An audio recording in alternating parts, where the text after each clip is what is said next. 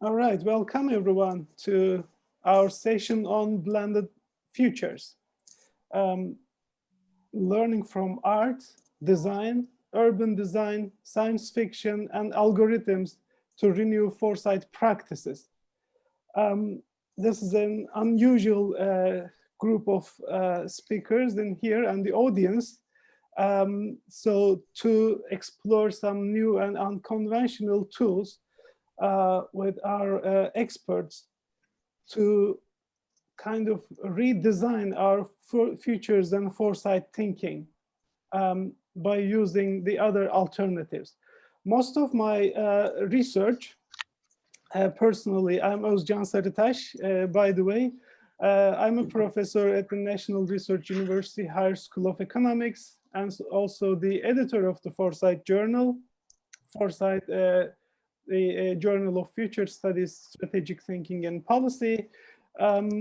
And most of my research is about foresight and linking foresight with science, technology, and innovation policies. But when you hear the name policy, perhaps it's a bit like a very conventional. So that is why we are here to connect this policy-oriented foresight thinking with more creative, design-oriented, and divergent kind of foresight thinking. So thanks to, first of all, Rafael for initiating this an idea of organizing this workshop at this UNESCO Futures Literacy Summit. And then Jean-Paul joined us. So we matured the idea and invited also our valuable speakers, including Dan Hill and Maggie Grayson and Masaru Yerime. So I'll very briefly introduce them right now from the beginning, so that we won't take too much time. We will also already know each other, so we can start our conversation. So I'm really looking forward to this session. I think it's gonna be a fun one. So first of all, I introduced myself, and then we have Raphael Biddle-Weddington. She is the founder of the LIID Future Lab. This is the future research platform at the crossroad of business, urban design, academia, digital humanities, and the arts. Since 2000, LIID designs and experiments future labs mixing weak signals and futures trend mapping, inspirational scenarios, and creative methods with in-depth theoretical and systemic research for companies, cities, universities, and cultural institutions in France and in many other countries. In the panel, she will zoom on the many bridges and inputs from the field of art, where she has an extended experience. And we have also Jean-Paul Pinto. Jean-Paul is a commercial engineer with 17 years of professional and teaching experience in marketing, planning, and prospective strategic management process. He's a professor of postgraduate and undergraduate universities in Ecuador and Colombia. He holds a master's degree in marketing from Capital One University in Toulouse, France, a master's degree in Gestion Science with a focus on perspective from CNM in Paris, France, and another master's degree in security and defense from the Institute of Higher National Studies of Ecuador. What a great mix of knowledge. We have also Dan Hill. Dan is the director of strategic design at Vinnova, the Swedish government's innovation agency, a designer and urbanist.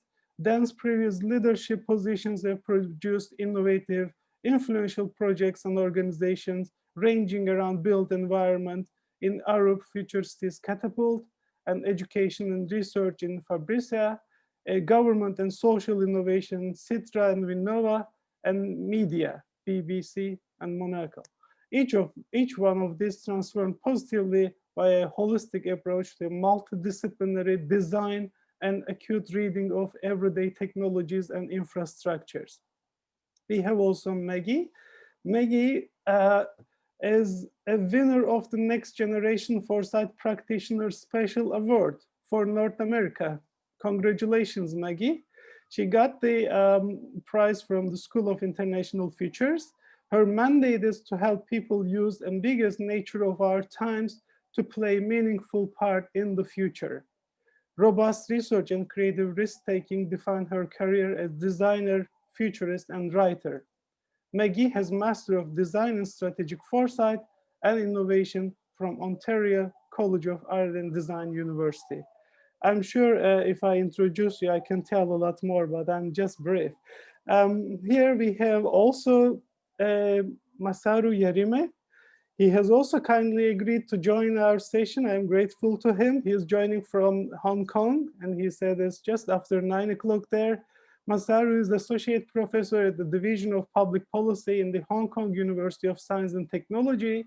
He also has appointments as Honorary Associate Professor at the Department of Science, Technology, Engineering, and Public Policy in University College London, and visiting associate professor at the Graduate School of Public Policy in the University of Tokyo.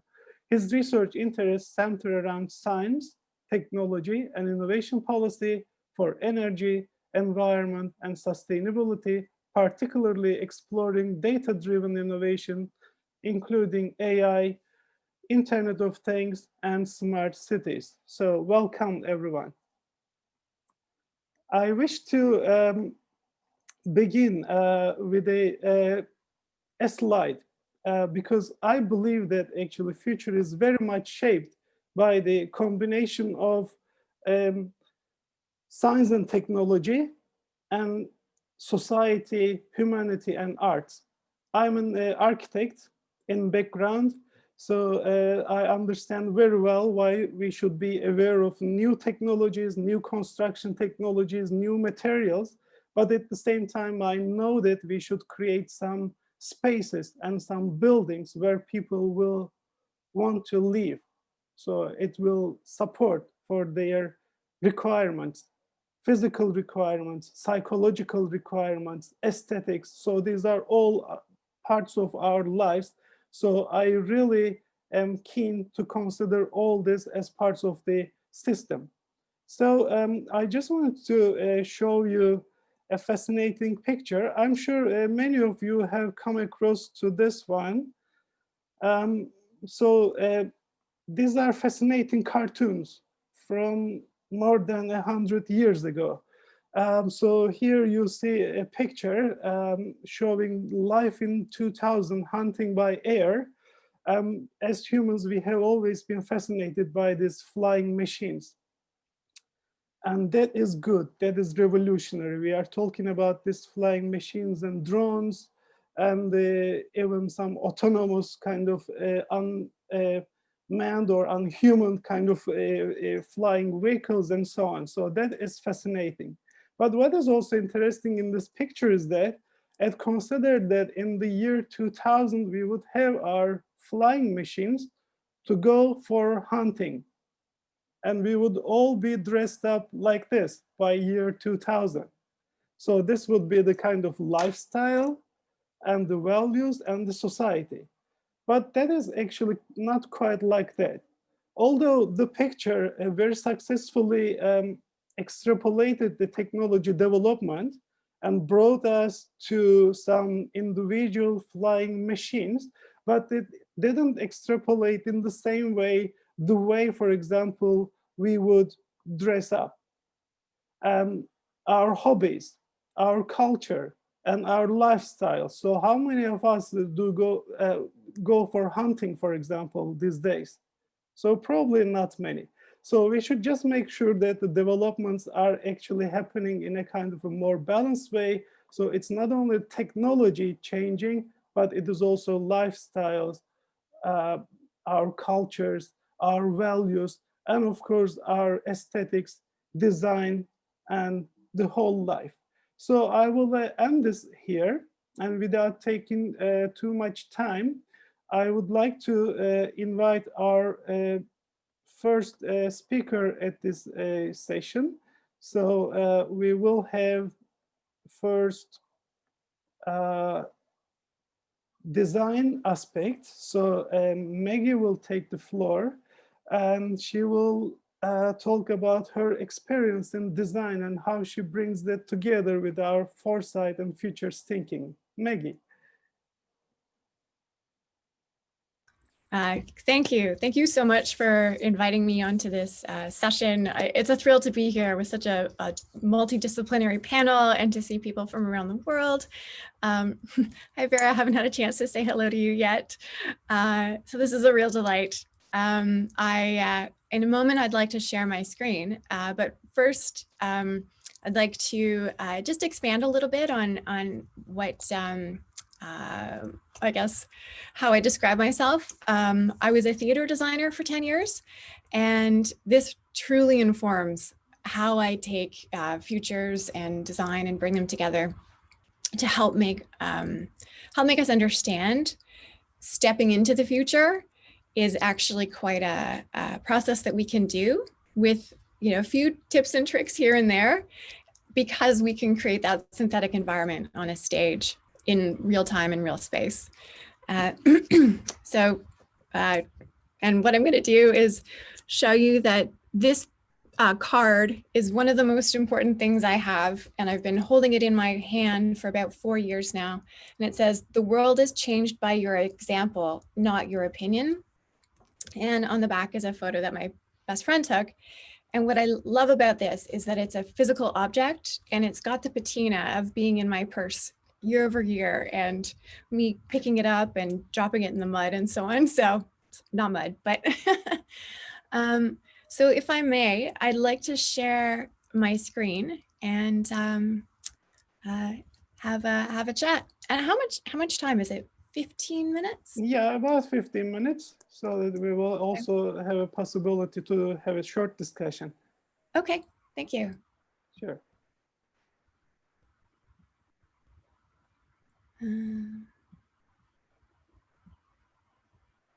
Here we go. And present.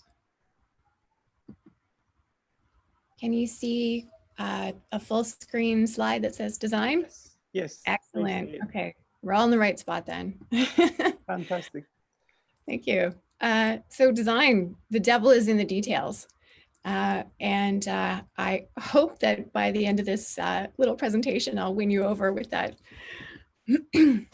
So what I wanted to start with is actually the devil part of what we do. As humans, we have the ability to destroy the world. And here's an example of a bird that was found in the Arctic full of bottle tops.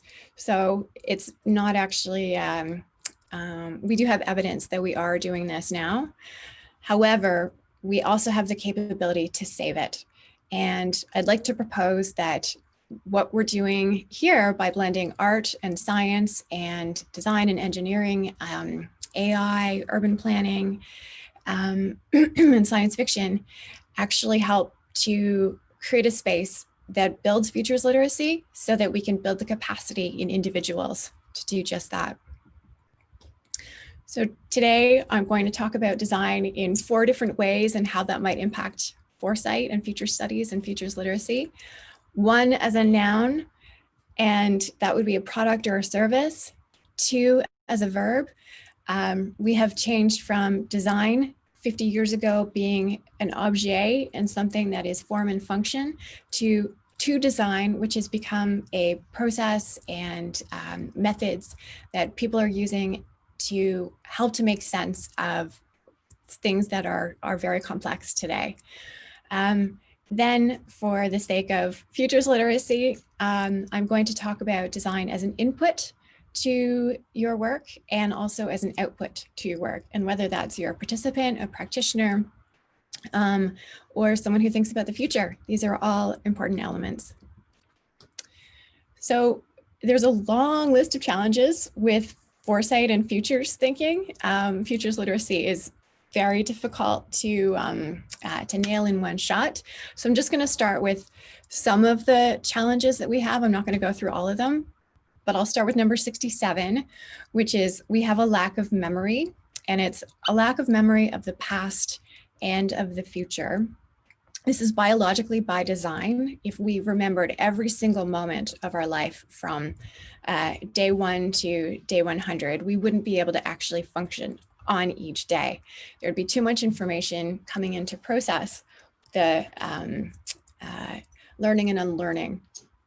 So it's a benefit, actually, that we don't have a memory of the past. Otherwise, we may not try things that we would like to do in the future. This is also a great opportunity because we can design the future by actually turning up what kind of memories we make now and seed them into the future. And I'll expand a little bit more on that.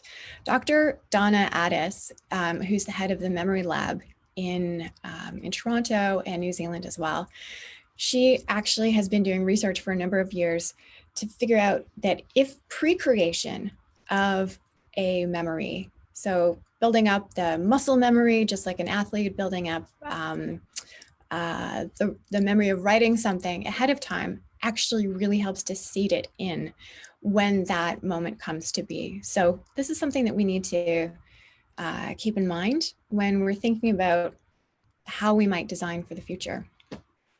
Challenge number 2 is, or challenge number 215 actually, is the future is blurry. So that's kind of falls on top of us not being able to imagine the future with the clarity of yesterday and, again, the biology of it. We tend to make generalizations, and I have some tips and tricks on how we might get past that so that we can get tactile and make relationships with things that aren't there now. This woman is Sophia. She's the first citizen of Saudi Arabia, non-human. And right now it may seem shocking to us, some of us, or maybe none of us in this room. However, that emotion or that jarring sensation of that, or looking at the postcard that Ozcan showed right at the beginning, is because we don't have a memory of it, so it's not familiar. However, if we create a future memory of it, we might have to create all of the systems, all of the narrative, all of the politics and robotics and science in order to understand that we might, as humans, accept this type of non-human as a citizen in every country on the planet. Number 301, the future is menacing. One of the problems that we have, again, in envisioning the future when we don't have a memory of it, it seems to be blurry, is that, again, biologically, we go to things that are menacing, scary. They try to keep us alive. And so we tend to see a lot of those images. And Jean-Paul, I'm looking at you because there'll be some images like this in your presentation, I'm assuming, that don't have the context of the day-to-day, tedium that we have. So this image, I personally find difficult to connect to as the healthcare of the future, which is where the image was lifted from. And not finally, but number 456, the future is unknowable. We have not seen it. If we are going to consider Western foresight practice, which is linear thinking, we have not seen exactly it because we don't have evidence that it exists. So what we are tending to do when we think about the future is a continuous trajectory of where we are now. And that's where you get bullseyes. Let's try to get that utopia right on the nose, and this tremendous fear in case if we don't see the spaces in between. So personally, I'm a visual and kinesthetic learner. So the idea of actually thinking about all the dynamics around an archer, the bow, the arrow, the wind speed, the physical ability of the sportsman, and practice. That is how I like to get into understanding the future better.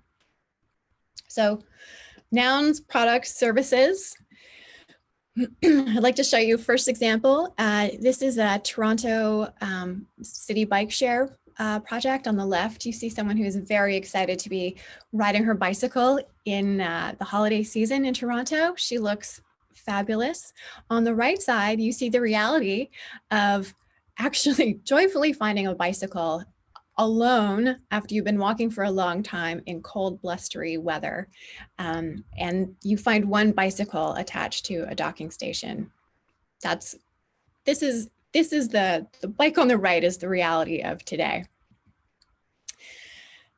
The 10,000 foot view of future scenarios that we tend to create and generalizations of continuous growth end up creating some, again, blurry images. We don't quite know what this picture is. So we're going to come down from 10,000 feet and realize that this is one of several mountains and mountains and mountains of bicycles in China.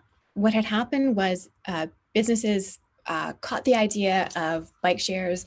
They took off, but the infrastructures weren't able to hold onto this. So eventually, a lot of the bike share companies collapsed, but they left their bikes out into the out in the cities. So the cities have collected them, and this is not something that would have been on that preferred future path, and is an unintended consequence of not actually looking at all of the systems in behind. So this picture really hurts me. This picture makes me feel quite good. The European Parliament votes to end subsidies for bullfighting. Great, victory, beautiful colors. There is a sense of joy here over this celebration. However, this as a fact does not impact me in the way that this image does. If this was the poster, European Parliament votes to end subsidies for bullfighting, I now, and hopefully others, might have a sense of this historic moment and what the change of policy actually looks like. Again, the visceral, the emotion, the fear, and some of this might be too much. So I apologize, and we'll come back to what too much actually does as a negative. So we have a lack of memory. The future is blurry. It tends to be menacing, and we say that we can't know of it. So as humans, there's a tension between being in the comfort zone of what we know today and the fear zone. And between those two is a place of growth. However, if we are in the fear zone, we're actually frozen and we're unable to make decisions in a clear manner. So something that as I'm designing, as I'm looking at other people's work, a measure of emotional intelligence is something that is, I guess, sort of a key or a failure to success. Design as a verb. Anab Jain created an incredible exhibit for the government of the United Emirates, and they were discussing the future of traffic and transport. And what they did was they brought her in, and she was suspecting that there would be some rejection to the idea of funding public transit. So the test tubes on the right were noxious fumes that she created, and she actually brought into the discussions with the government leaders, Ministry of Transport, Ministry of the Environment. And because she had such a visceral reaction, gave them such a visceral reaction to what it would be like if they did not fund public transport, that they actually doubled down on investments that they were considering. Here's an example, and based on time, I won't go into it too much because I know, Dan, you've probably got some similar stories, but this is the community engagement of people in Brazil, Jardim São Paulo, and they didn't know that there was they had a brown field that was empty in the middle of their neighborhood, and it wasn't actually recognized as a special place. So the community got together and I'll take you through the steps of how they got from a brown field to a finished playground. The first thing they did was they unearthed the existing assumptions that the brown field was useless. Then they created opportunities for discussion. So what you're seeing here is a notebook where people are drawing how might they use tires to create a beautiful playground. They created a prototype, which is something you can point at and discuss whether or not it's this is what we want. Do we want this over here? And this again wasn't final. All the way along, they got feedback from stakeholders in the neighborhood. And finally, the stakeholders moved into action. The government noticed that this playground was there, and they didn't like that it was there, how it was built, and the way it was built. So they actually tore it down. And this is the final, the result of them tearing it down, having huge impact and input from the stakeholders. And now it's a playground that is endorsed and they've maintained. So this is something that we can do in our own futures building that is much more low fidelity, hands-on, cheap. And on the right, there's people who are planning on hospital rooms and just incremental changes of where the curtain goes, where the chair goes and all those things are there as storyboards to help people walk through what this medical room might look like or hospital room might look like if it was built in the future. So this is important for the input of design. And I threw out this concept car. It's Mercedes 2021. It's very gorgeous. It's hard to deny that, although it doesn't have the environment around it. So we can get into a sense of dreaming and thinking about blue sunny skies and no traffic on the roads. However, if you put this car back onto the traffic in the previous image that we saw, things start to get very disappointing. So we have to, when we're creating a situation for futures thinking, we have to create enough resistance so that there is a suspended sense of reality. This is a TV show that ran for 3 years, almost 100 episodes, 7 people who had been on a ship for a 3-hour tour. Their ship was shipwrecked. They got onto an island and spent 100 episodes trying to get off the island. And there was opportunity after opportunity after opportunity to leave. And yet the drama was withheld in the story because they had this tension of wanting to go. A couple of examples that I've created as input into design stories.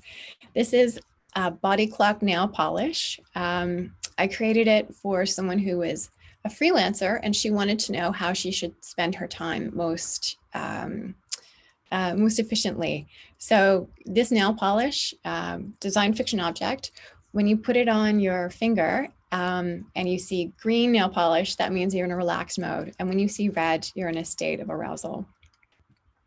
I did another project, also design fiction. And this one was a little bit more to shake up the audience. It's a combination of putting together corporations owning public resources and also getting your data for free. So the initiative of this concession stand is that if you give them your thumbprint, they'll give you 2 free glasses of water. And I guess I'm looking at the time. I'm wondering how much more time I have, or if I should.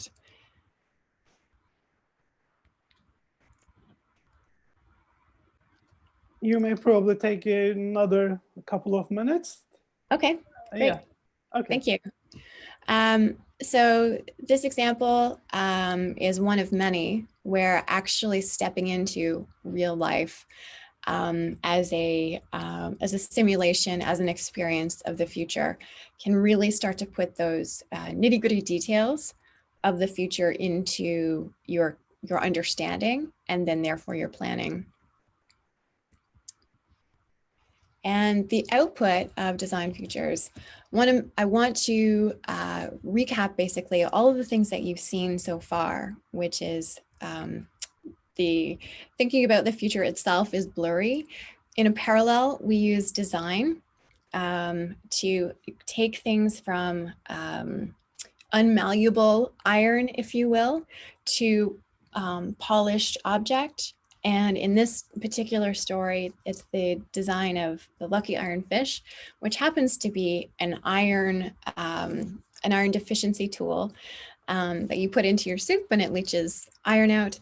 And it pretty much follows our thinking of articulate futures and stories that we want to be in by going from a lump of iron to something that we're starting to make sense of, and to actually envisioning what the bullseye is and being able to manage a conversation between those two because we can see it and it's something to point at.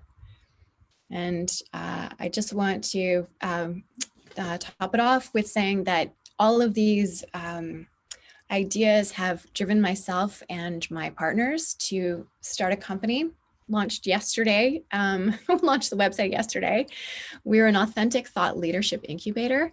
And what we do is help people to understand the nitty gritties, the size of the system, the patina of the real world, and put that with the reality of the 21st century that we have right now. So it helps to enable someone to be the change that they want to be. And when they have, because of the community that they have, we can now help them to share that and amplify that futures literacy onto their community and hopefully beyond. So that's me. I want to thank you so much for being here, and I really look forward to the conversations. Well, fantastic, Maggie. Thank you.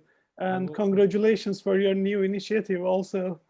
Thank you. Wish you success. Thank you. Your talk was very thought-provoking, and I took note for almost every slide you have. So I'm not sure how I can bring all those together, but I know that we are also running a little late. I hope this is just the beginning of this conversation. So we will definitely say something.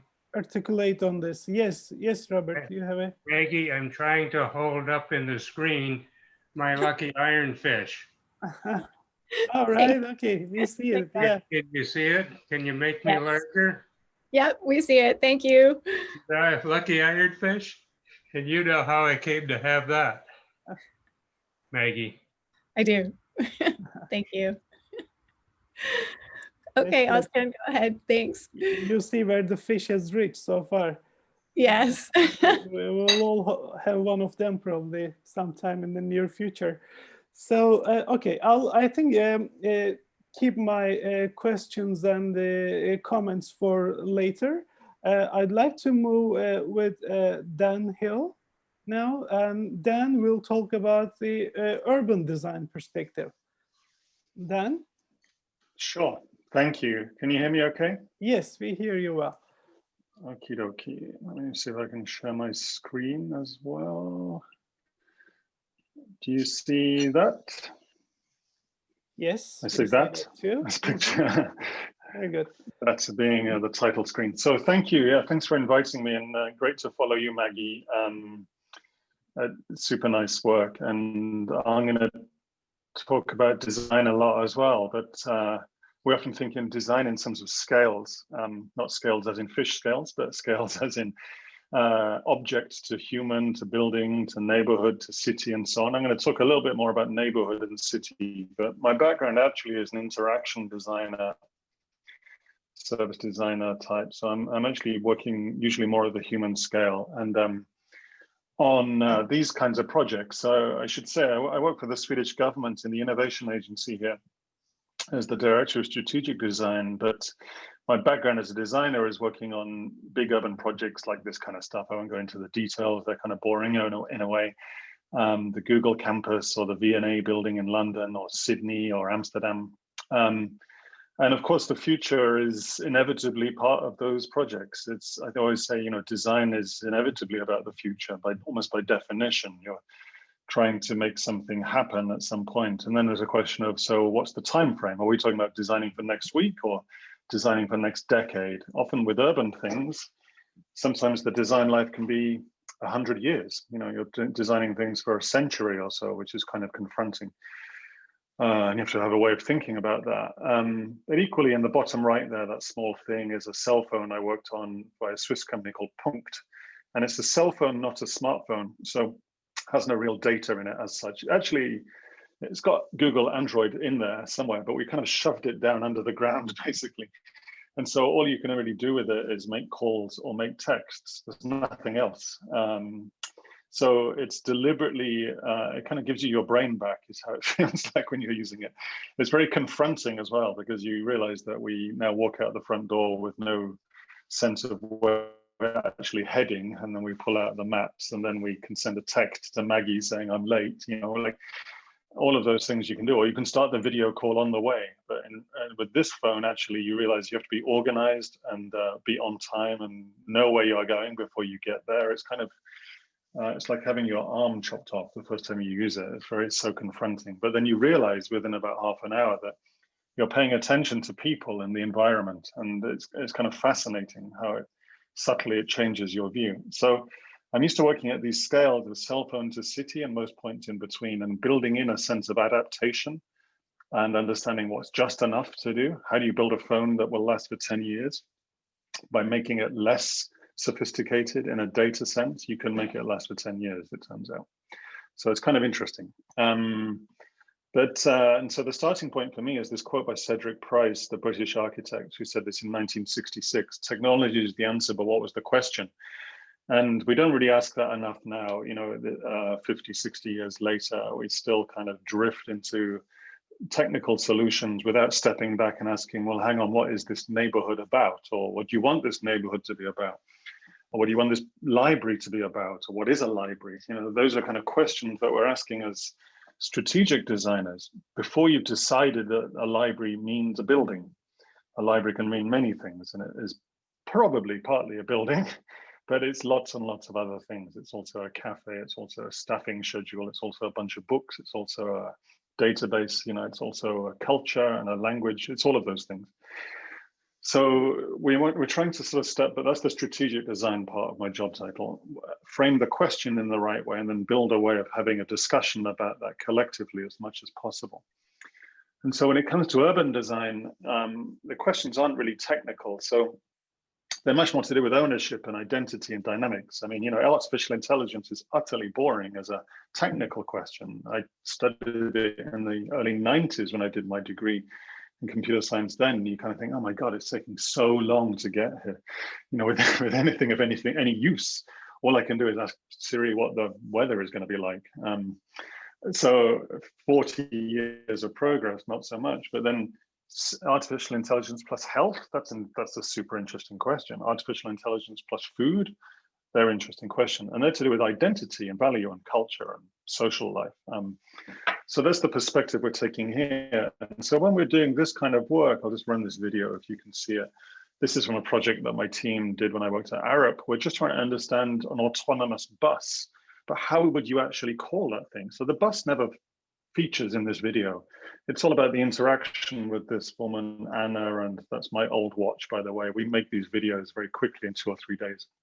Just using objects around the studio, using After Effects. Had some good people in my team that you can mock up things. And really, we're discovering that it turns out even for an autonomous self-driving bus, you need something a bit like a bus stop so that you get 3 or 4 people into it rather than just one. So those are the people in my team, by the way, terrible actors, but you can, they're designers, not actors. So you can make these videos to try and flush out the questions underneath something. And again, the bus is not really relevant. It's more everything else around it. How do you design a city with the bus in it? And then what does that feel like is an interesting question. It's this constantly flowing sense of traffic and movement. Everything's going about 15 kilometers an hour. Well, learning from what Maggie said, of course, we don't learn enough from the past. This is Sydney in 1906. It's a constantly flowing, basically, set of objects. It's not got the stop-start process of 1960s traffic planning. Whoops, I just go back a little bit. It's not got traffic lights and things like that, and it's actually much better for not having traffic lights. Of course, traffic lights are a terrible invention in many ways. They make accidents much more likely than this kind of shared space. So it's kind of a fascinating question. It's like, how is is this more safe or less safe than a contemporary city? Is the fact that the sidewalk is completely blurred with the street? That's an interesting condition. And you don't want to over romanticize it, because in Sydney in 1906, there was an outbreak of bubonic plague 2 blocks away to the left, literally the plague from the 17th century. So it's not saying that the past is this harmonious, romantic place, but you can still learn a lot from a street that worked like this, with this kind of constant flow, would be really a powerful thing that we're trying to make. It's what Jane Jacobs called the ballet of the street, basically. So when we're doing a project, we have to find a way of thinking about the future. So this is a real street in Melbourne. This is a real project I worked on. And we're looking at how do we turn this into something more useful. This is the most useless kind of street you can imagine. It's just a parking lot, basically. It could be a great street, but it's being used for parking. So all it generates is parking fees. Everything else is a negative here. Carbon, health, street temperature, everything is right next to the central business district. That's what you can see in the background there in Melbourne. So it's super valuable land, but it's being used in the lowest sort of value form, if you like. But it's not, you can't just click your fingers and say, imagine a nicer street there, right? Any architect on the call here could draw a really nice version of this street, but that isn't the point. It's like, how do we get there? So we break this down into a series of steps. We start thinking about how would you understand the street? You can do that with people, you can do that with data, you can do that in public, you can do that as the city council. That's completely different to doing it as a private company. What does that mean? You can start testing things. So you can move the parking from the right-hand side to the left-hand side just by angling it. If you see they're in lines like this. And if you angle them 45 degrees on the left-hand side, you can get the parking from the right to the left. So we haven't taken any cars away here, but we could somehow free up a bike lane straight away. The bike lane is just some paint, so you can test this for a few $100s, basically. In the render, we put someone there not wearing a helmet, which is against the law in Australia. You're supposed to wear a helmet when you ride a bike. And we deliberately show someone not wearing a helmet so we can have this conversation with the client. How safe could we get the street, the client in this case being the city of Melbourne, so that we don't need a helmet? You don't need a helmet necessarily to ride a bike. So could we get to that condition? Massive, sort of rabbit hole there about whether bike helmets are safe or not, by the way. But unless you flush that out early, that problem is going to come up later. And you can use the drawing to trigger the question.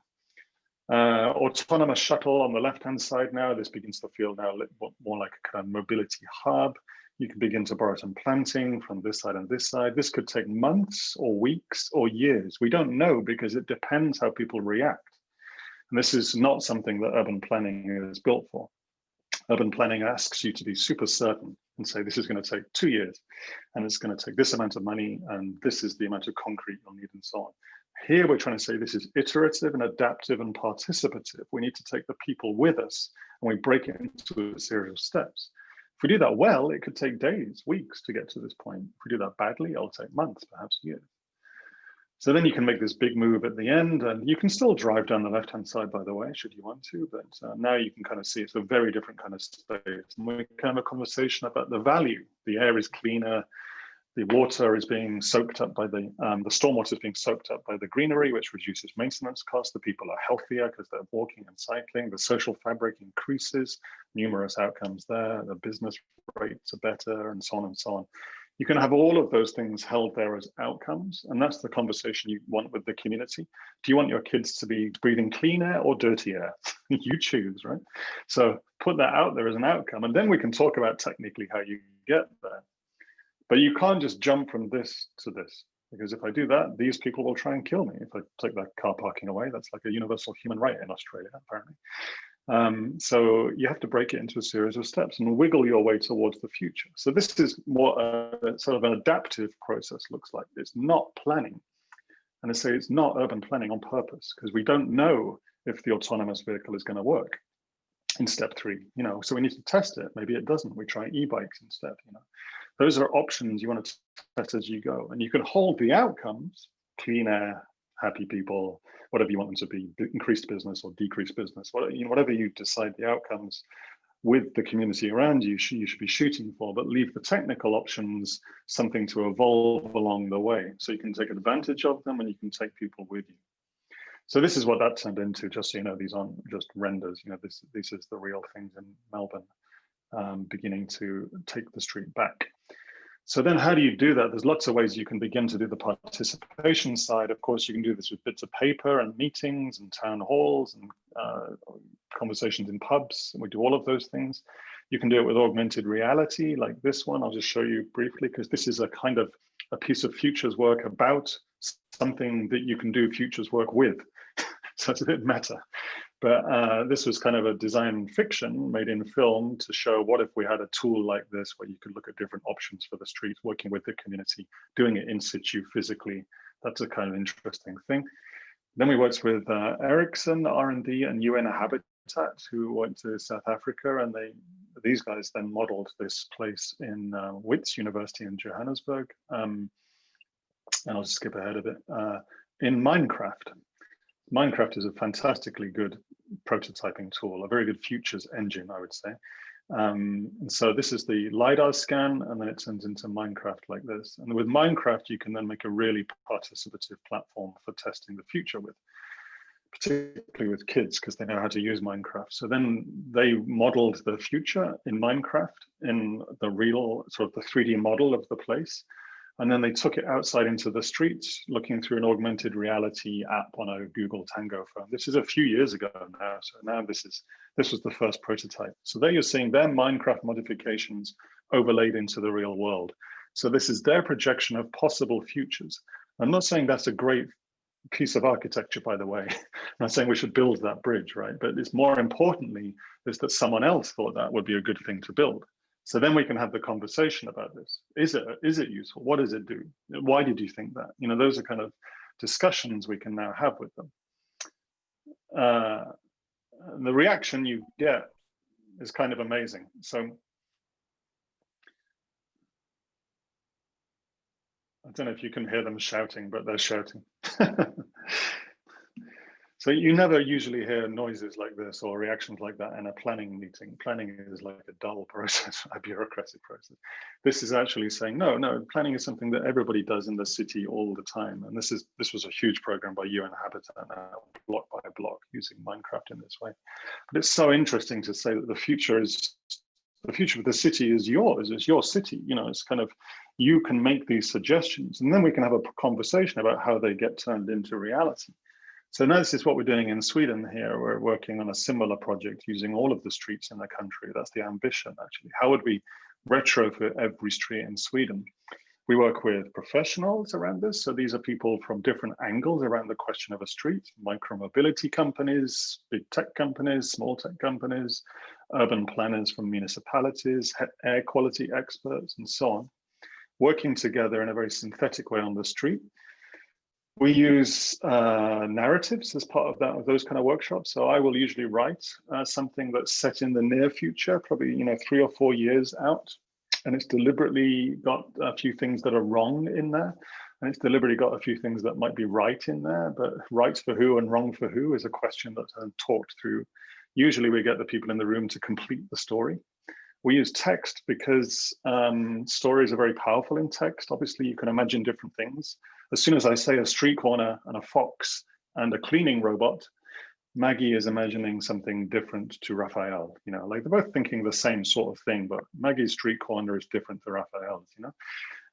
And so it's fluid and open in that way. And we do that in text. If I was to draw it, then it would be kind of locked into my version of a street corner and not so open, actually. So then, anyway, we get them to draw it in the workshops. These are the composites that come out.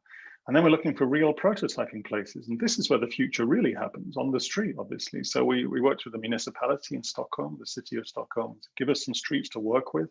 They're more than happy to test these kind of things. This project was called Framtidsgator, which in Swedish means future streets.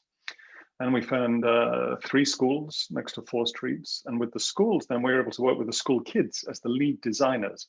So as Maggie showed with her playground example, you can throw the design of the street over to the street in this sense. This is the people on the street. In this case, a school was the dominant character there. It means that the school kids are the best actors, the best users. They are the experts, actually. It's their environment. If the street had an aged care center on it, then it would be 80-year-olds. But as it's a street, in this case, kind of an elementary school, then it's 8-year-olds, you know? So we also did this with the Prime Minister, by the way. You can do the same technique. That's the Prime Minister of Sweden. Same kind of maneuvers can be done at different scales. I won't tell you who is better, the Prime Minister or the kids. But we then, these are the kind of designs the kids come up with, which get turned into real things. We then worked with ArcDes, the National Center for Architecture and Design, who turned that into a malleable, adaptable structure that we can put into the streets. And that's really important, to design something that can adapt, has the future built into it in that way. If you design a freeway, they're not designed to adapt, usually. It's kind of stuck. And that's why we know most cities are stuck with their freeways, even though now they're effectively stranded assets waiting to rot. It's just a question of how quickly we get there with freeways. Something that's adaptable and malleable can continually change. So we deliberately chose wood as the material. And here you see them in the street. I'll come back to that slide in a moment. So these are wooden interventions in the street because they can change, because wood rots, and because wood then changes. You can build in a sense of change into it. People can adapt them themselves. So this is the idea of almost like Lego or IKEA, like kit of parts. They decide what happens here. If you want to go all playgrounds or streets, or it's all fine. If it's micro-mobility and parking, that's up to them. You know, this is kind of an adaptable structure. And we learn from their adaptations as well. So it's kind of something that's modifiable, again, like an open source toolkit. We actually worked with Brian Eno on some principles for this. And we looked at, he said, you know, so early on, make it in wood because it's easy for people to change and adapt. Another nice thing that Eno said is think like a gardener, not an architect. Design beginnings and not endings. So it's designing the beginning of something here, and then the ability to grow it like a garden has a way of building the future into it again, just like gardens do. So this is kind of what they look like on the street. We have, you know, some people saying nice things about it now. I won't play this clip, but people are super happy with it, basically. But that's where we can create a space for collective future making actually in the street itself. So it's not a technical process that is done in a planning office. You actually build in a sense of dialogue and contestation and conflict into the street. And this is something I'm going to now come to the end. You saw this year with Black Lives Matter and following COVID, kind of fascinating things playing out on the street. Lots of questions about the future of social justice, about environmental questions, but all playing out in the street. And Nikita Oliver, who's a brilliant activist in Seattle, said, you know, it's in a way, it's easy to take a space. It's really hard to make it something that works for the community. That's something that is the active, ongoing process of making the future together. So there's some very interesting work going on in here. Ron Finley in Los Angeles, who is planting gardens in vacant parking lots in Los Angeles. He's worked out there's 26 square miles of vacant parking lot. That's 20 times the size of Central Park. Completely vacant parking lot. You could grow 724 million tomato plants in that place. And you do that with the community in food deserts. So it's really powerful. And then Infield by the artist Linda Tegg in Stockholm. This was a meadow that she made in a car park here in Stockholm, like an organic meadow. So again, it changes your ideas about what urban space can be, what biodiversity is. We're exploring those kinds of ideas. So there are futures work in this area. You know, Ola Lakan Jayafus is an amazing artist in Brooklyn who's looking at what are these kind of almost like Afro-futurist visions of the city, super high tech and super green simultaneously, really powerful in a strange, interesting way. Wakanda in Black Panther is exactly that kind of thing. It's indigenous, it's super high tech, made around materials like vibranium, whatever, that don't exist yet. But fascinatingly as well, there are no cars in Wakanda. You know, it's all public transport. So it's a really fantastic, sustainable urban design vision in the middle of what's a Hollywood blockbuster. So there's lots of interesting cues around it. And then at the same time, of course, you see in reality, like places like Tokyo, the biggest mega city in the world, but actually very, very small in terms of its everyday reality, and an ability for people to take spaces. Because there's no on-street parking in Tokyo, people use the street to test with themselves, and it's built around a civic understanding that the street is a place for playing things out, which is kind of fascinating. It's probably not what you think when you think Tokyo again, but this is the reality of it. So this is my closing slides now. The last picture I'll show you from the Stockholm stuff we're doing is this adaptation and adoption by the city. And I love this picture because this is the stuff that we made, but this is then a family or a series of families, I can't really tell, in the background having a picnic there. And they made a picnic table in the foreground, even putting like a tablecloth on it, which is a very proper Swedish thing to do, which full marks to them for doing that. But this, I had no idea that people would put a tablecloth on this or use it as a table like this. But this is what happens. If you make a space that people are part of, that they think they can adapt, interesting things happen. So I'll leave it on this last quote, just saying from Ilya Prigogine, the complex systems theorist. In an unstable complex system, small islands of coherence have the potential to change the whole system. And what we're trying to do is understand, how do you build those small islands of coherence in conjunction with people as a collaborative act? And that's the place to put the question of what the future of the city is. Thank you very much. I'll leave it there. Dan, that was a fantastic talk. Thank you very much. Pleasure. Thank you. Yeah, truly enjoyed it. And there are a lot of possibilities on how we can visualize, model, prototype, and experience the future. I think this is what we are lacking now in most of the foresight studies, and you have really opened my mind and, you know, full of thoughts and different ideas. So I want to talk a lot more on this, elaborate, but we will come back to that. We are almost about one presentation behind now, so that's why I'm now moving to Jean-Paul. And Jean-Paul will bring the science fiction aspect of the discussion. So Jean-Paul, the screen is yours. Okay, perfect, great. Thanks, Oscar. I will share my screen so you can see whatever I have to present. It's always difficult to present after those great presentations from Dan and Maggie, but I will try to do my best. Are you seeing my screen? I see your screen, yes. Okay, perfect. So I will share with you some thoughts about a potential articulation between science fiction and foresight. I'm a consultant and professor in imagination and materialization of the future. I am working in the open network of prospective and innovation in Latin America, based in Quito, Ecuador. So first, I want to begin with this picture. This is a work that I done last year with a friend of mine in Cali, Colombia.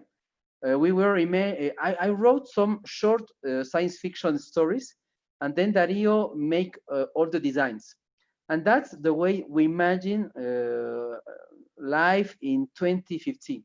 Maybe there will be too much nature, a great desert, a lot of steel in the cities, and this relationship between this cyber and a robot. Maybe that could be the future.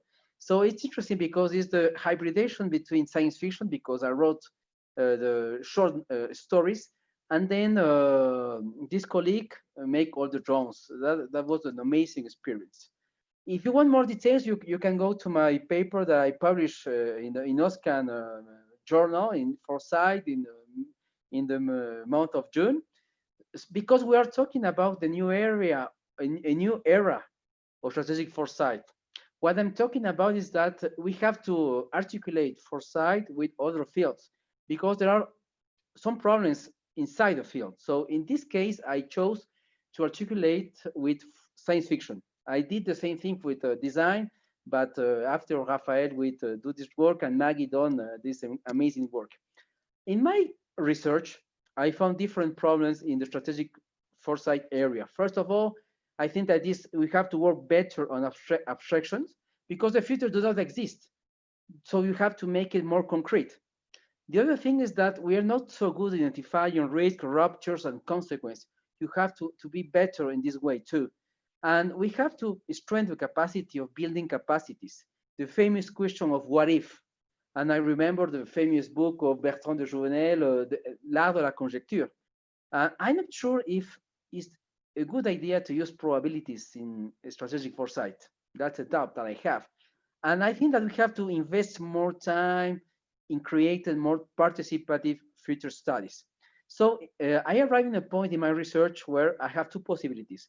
Or I will find the answers inside the discipline itself, or I can go and find the solutions in other disciplines. And in this case, I will show you that the answers could be in the science fiction field. In my paper, I found some key concepts about the strategic foresight. For example, conjectures, consequence analysis, disbelief, freedom, etc. And then some of these concepts are represented in the science fiction too. And I will show you which of them. First of all, we have to consider that science fiction is about stories, about narratives. And we are, like Burnham and Fink said, we are naturally, essentially storytellers. Since we were kids, our parents read to us a story for sleeping, for having fun. That's very natural for us. But this kind of stories has to be also, like Sadie said, emotionally resonant stories. And I remember the book of Nicolas Taleb, Fooled by Randomness, when he said to us that decisions are related with emotions. When we are going to take a decision, we have emotions. We can insert emotions, and you use emotions. So a great point about science fiction is that we can create stories, but emotional ones. And that will permit us to take decisions, to react about them, and to say, I have to do something. We have to react. We have to do something right now in the present. And like Gendron and Odette said, we are not looking for a likely future, the most likely future, but escape lines, ligne de fuite in French, and to work on ruptures. And that's what strategic foresight do all the time. We are working on escape lines, on ruptures, on discontinuity. That's the work of foresight studies. So like Rompala said, we are working in science fiction on alerting, on criticism, problematization. It's a thought experiment. We are working on effects, on consequence. So as you can say, the fields of working of science fiction and strategic foresight are very similar. We are working in the same subjects, in the same problems. We are working in the what if question, in consequence, instrumental of political and philosophical reflection. So as we are seeing, there are a lot of similarities between the two fields. Alves will say that it's a true laboratory about consequence to prevent, to alert, to prevent the worst scenario to happen. So as you can see, we are working in the same thing. In science fiction, we create dystopian situations to avoid them. And in strategic foresight, we create the worst case scenario to avoid that. It's the same. So we seek, like Brandt said, we seek to alert humanity, to analyze consequence, prevent the worst from happening, like said Hook. So each time that I was researching about science fiction, I found that we were talking about strategic foresight too, because they were working in the same preoccupation, in the same ways. So like I said, Calves' laboratory of ideas pushes to extreme because we are in science fiction, we use dystopian situation, utopian situation, we include over there abuse, errors, accidents, catastrophes. But like Minvier, Watson said, we're not just looking that people get afraid, frightened about the dystopian situation, but we want that people can react and must react. Each time in my work, when I am creating a dystopian narrative, I want that people react. They could say, it's impossible to arrive over there. I don't want that. I have to do something right now. And you have to create some actions, strategies to leave that kind of situation in the future. So that's very important. So like the Juvenal said in Futurible, the most important thing here is that each one of us have to take in account his own responsibilities, because the great problem of the future is that we are so selfish that we don't get in account our own responsibilities for the future, for the people that will arrive later than us. That's a big problem. And there's an idea about my work here where it says that we can go from the worst dystopia to the best, the utopia. In my work, I do that. First, I wrote a dystopian narrative for the companies that I work, and then they read the story. They read the story, and they said, okay, that's terrible. We don't want to arrive to that kind of a scenario. So what we can do? And they make a list of actions to leave the dystopian situation. And after, they build another narrative, a good one, a positive one, utopian situation, and that will conduct us to the strategic plan. So it's like a transtopia. We begin with a dystopian situation, we identify actions, and then we finish with a positive narrative, with utopian narrative about the future of the company. So Lacroix, Rumpala would say that it's a political laboratory when we can experiment without taking any risk, explore breakups. Rumpala will say it's a piece of potential futures, alternative possibilities, other worlds, possible trajectories. So as we can say, the words, the concepts are similar, are the same. I can take out here science fiction and put strategic foresight, and it will be the same because we're working in the same preoccupation in the same ways. And I remember this sentence from Nicolas Taleb on his book, The Black Zone, when he said to us that the only way to predict the future is to bring some pieces of the future to the present. That obviously is impossible, but we can do it with science fiction, because each time that we are writing science fiction, we are bringing some elements of the future to the present. So the future is no longer a white page, because we have inside the page different elements of the future. And with design is better because after writing the science fiction narrative, we can make drones, prototypes, so we can materialize the future. So we have to use science fiction and design in a complementary way. We can't use it apart. They have to work all together. That would be my suggestion. So science fiction permit us a better elaboration of conjectures, a reflection on consequence. We have emotions, alerts. We can make questions. It's a complete process of problematization. It's a risk-free experimentation lab.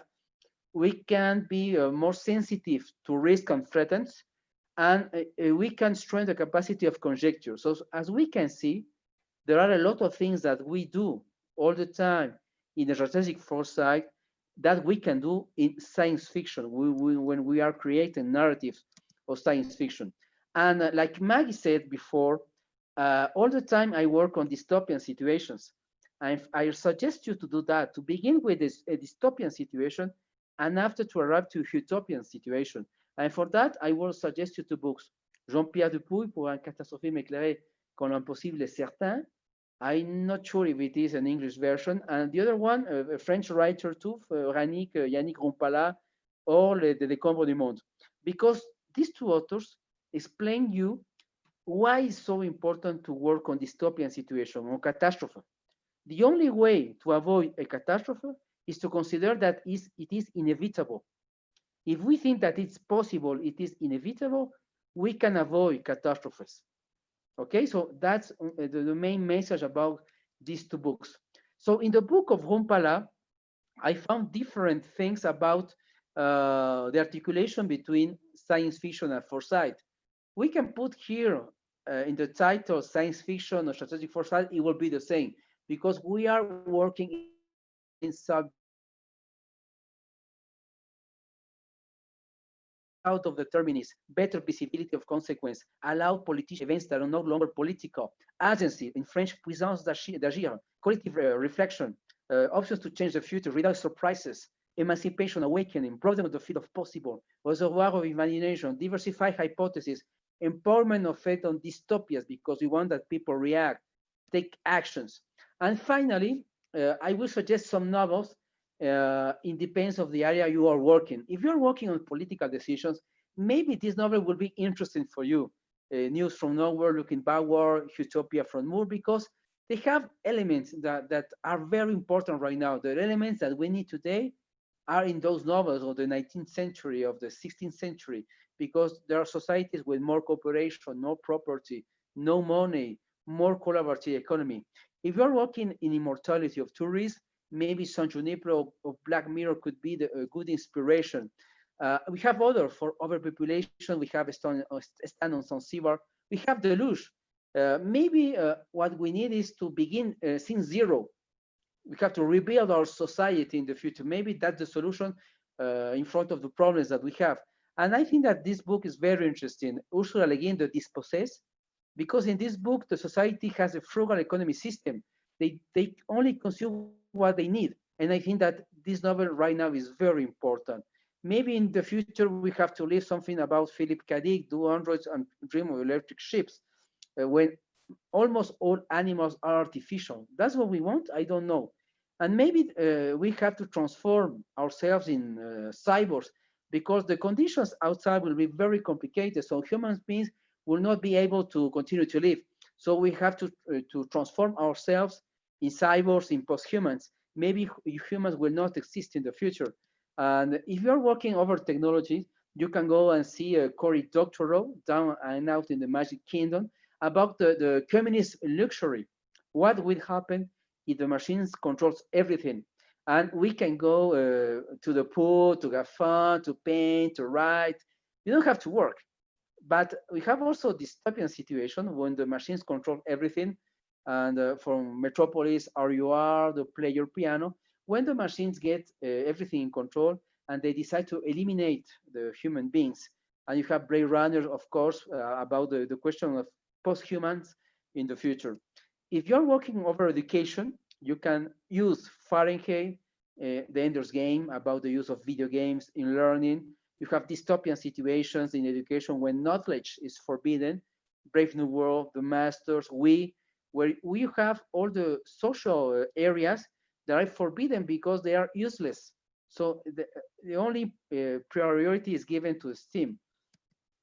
If you work on security, my first one will be Whitebeard of Black Mirror, an incredible alternative punishment for criminals.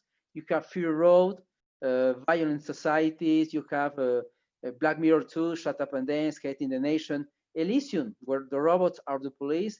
And for pre-crime problems, obviously, we have a Minority Report from Steven Spielberg and Other Life. So there are a lot of science fiction novels. Obviously, there are others about hopes, utopias, and about thinking the impossible.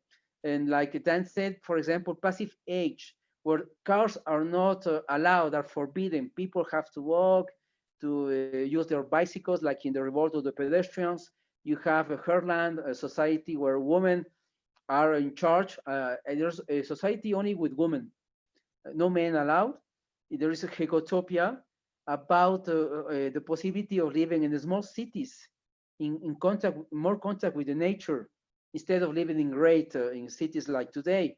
And Les Écumeurs du Silence, a great science fiction novel about the possibility of that human beings can stay underground until the nature will be more healthy. So that's my question.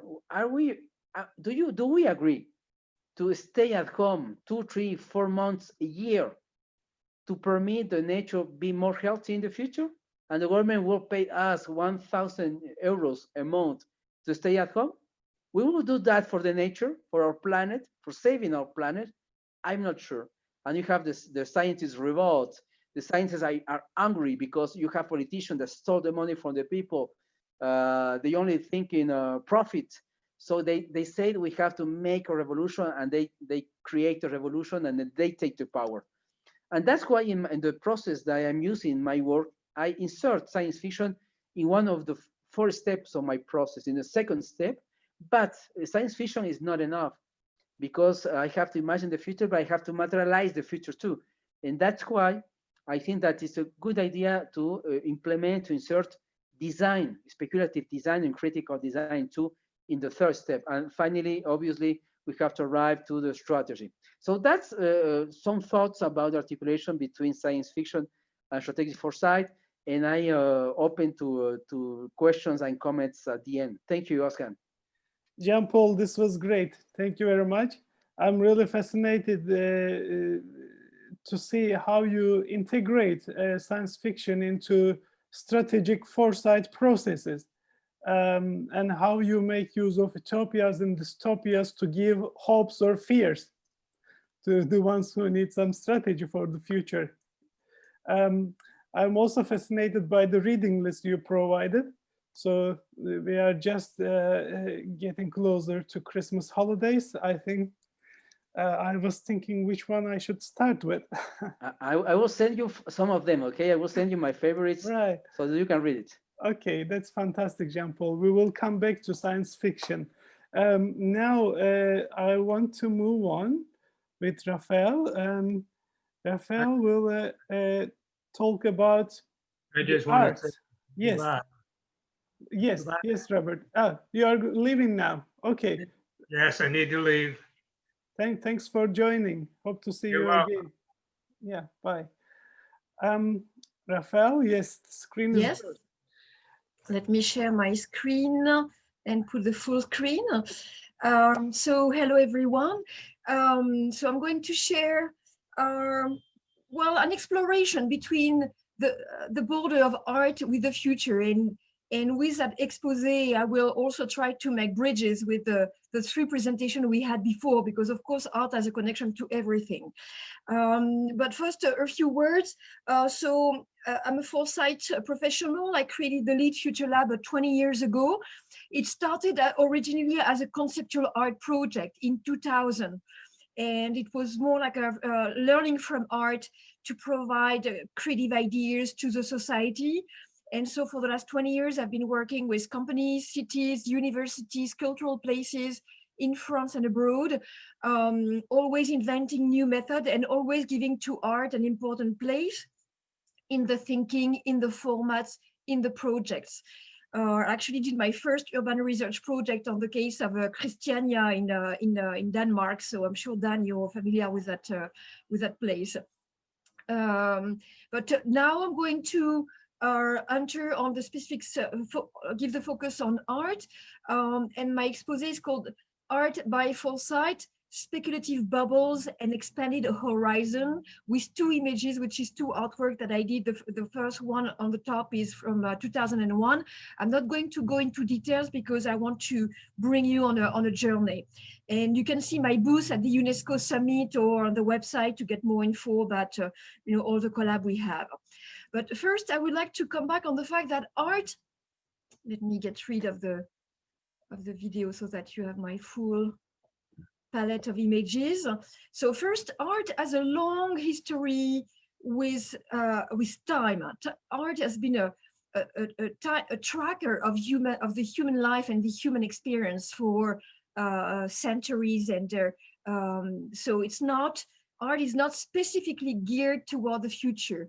Art is traveling constantly, reinvestigating as much the past, the present, and the future. In fact, art is somehow a kind of mirror, an ambiguous mirror, also to refer to Maggie was speaking about ambiguity. Art is a kind of like blurry, ambiguous mirror. It's not a clear representation.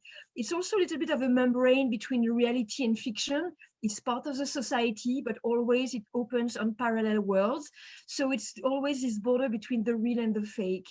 And through art, you can also reinvent the past. I'm quoting as an example this exhibition that was at Centre Pompidou last year, Prehistory, a modern enigma, showing how contemporary art shaped itself at the late 19th, beginning of the 20th century, at a moment where prehistory was a discipline that was shaping itself, and the aesthetic of prehistory, those giant bones, were also somehow mirroring or inspiring the art of that time with modern sculpture. And to give another contemporary example, on the end right side, the yellow hand in the blue, it's an artwork of an artist called Amy Carl. It's called Regenerative Relica. And it was part of an exhibition called The Making of the Living. So really about art as an exploration of the time, of the human experience at large, of also the bias. It is actually a speculative sphere where you can have like plenty of multiple bias on the present, on the past, and on the future. So that would be like first template. From that perspective, then we can also see the art world, the art sphere, as a profusion of a subjective projection of creative, critical, conceptual representation of the present time.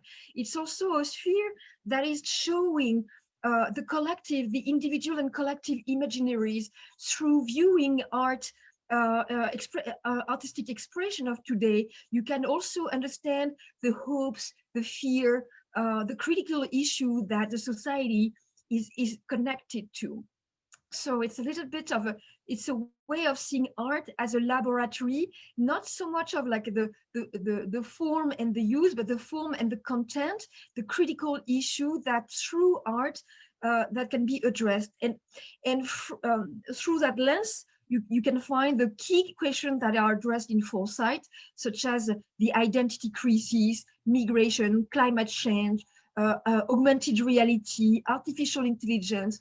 And what is interesting with artistic expression, which is not just creative expression, it's also this artistic criticality that is interesting, is that you will be always looking at the negative and the positive at the same time. It's always a little bit of a dual representation. And so that's why it's interesting also to think with art images, to explore what are their potential, what do they really mean in terms of societal imaginaries and representation. So I'm not going necessarily in the detail of each of these images and each of the artists. I can answer to your question, but through that palette of artwork, you can see like on the bottom left, it's artwork done with recycling coppers, copper residual,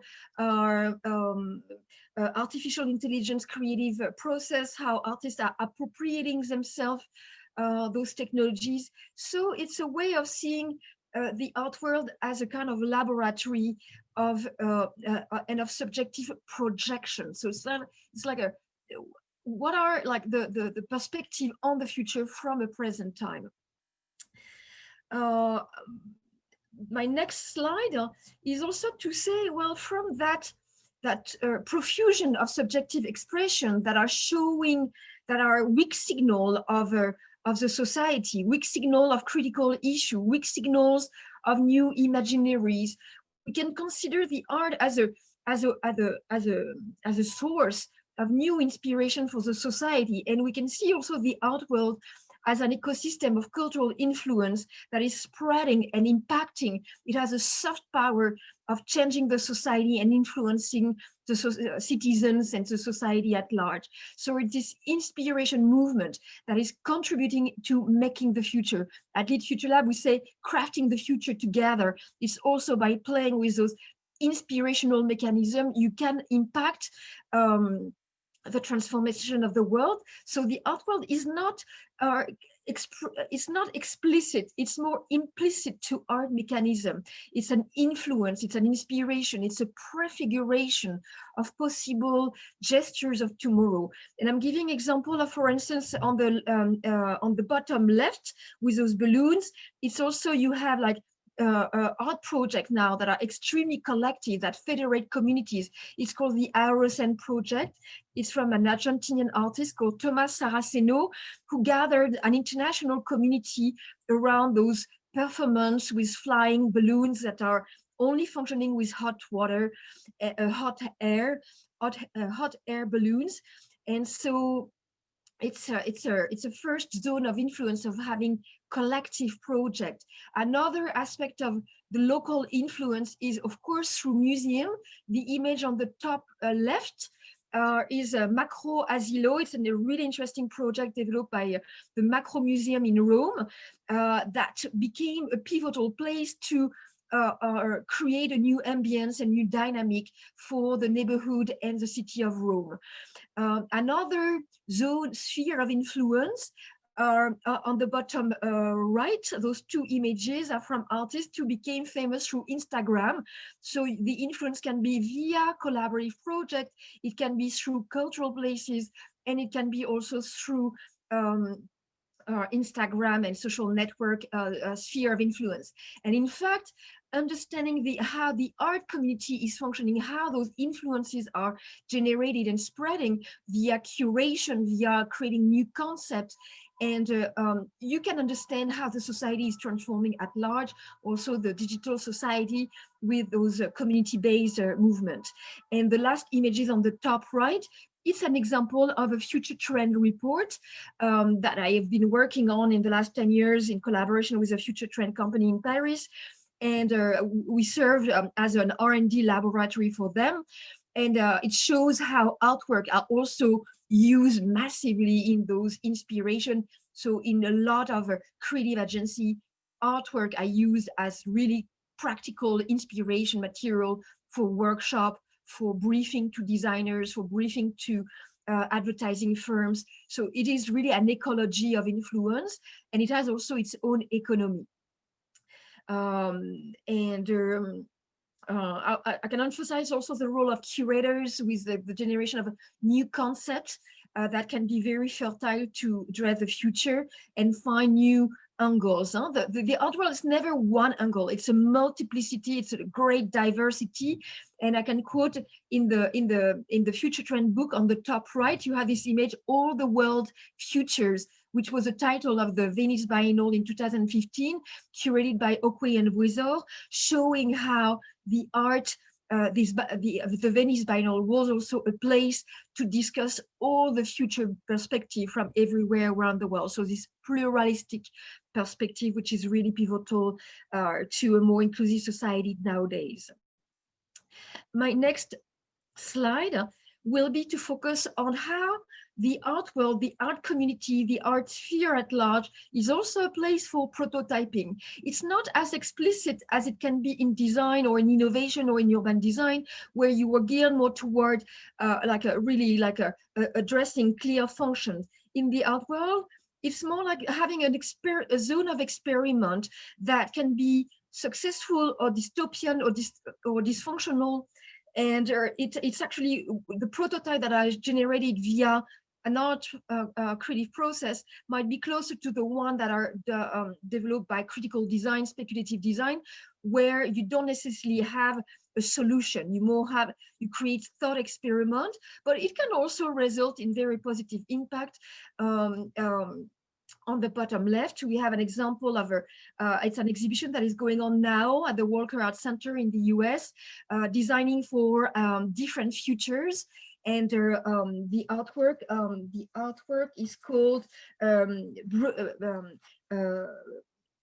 let me find it is called Breeding Robotic Natives. Always this kind of criticality that is interesting in art.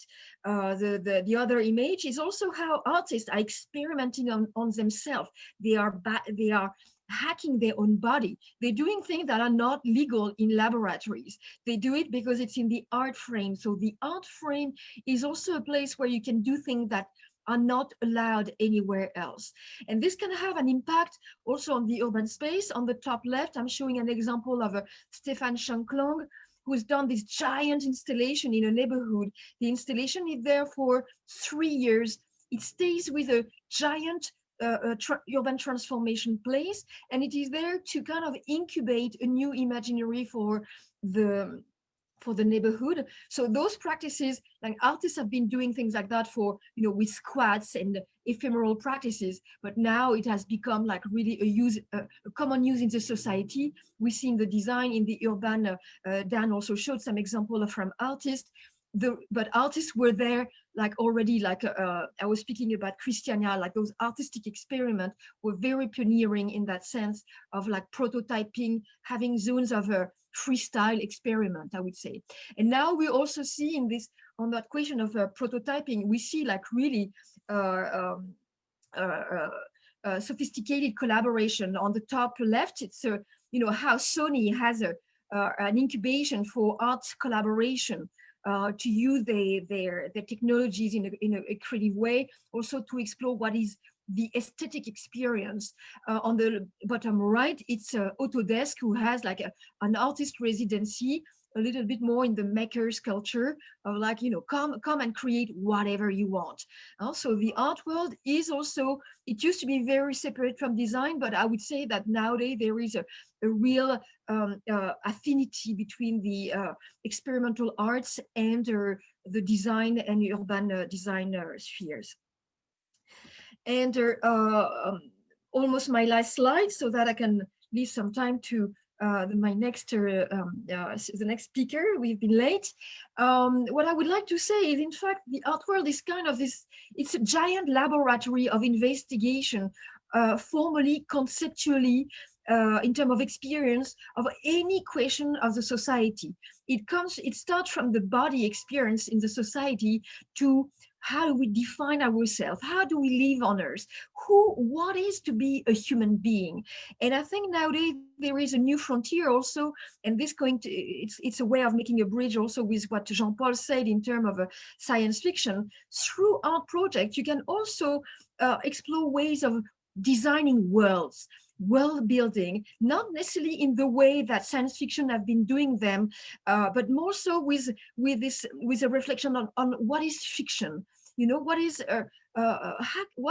it mean to tell stories? Is it real stories or fake stories? And I'm showing example here of, for instance, the 9th Futurological Congress.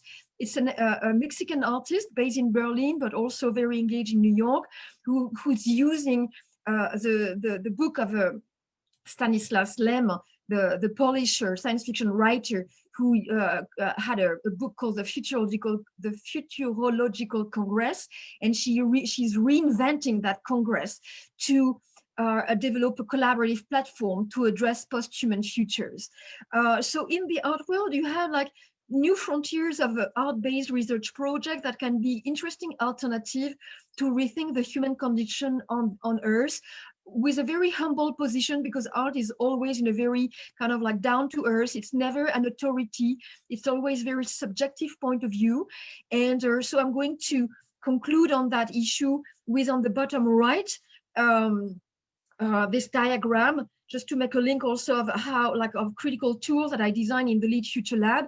This is a kind of like blurry conceptual map that that is part of the R&D of the Lead Future Lab, of how can we co-design future cosmologies as a way of like, how can we collectively project ourselves in the future, redesigning perspective of the role and the situation of the human on this planet, eventually adding, including having a connection to non-humans.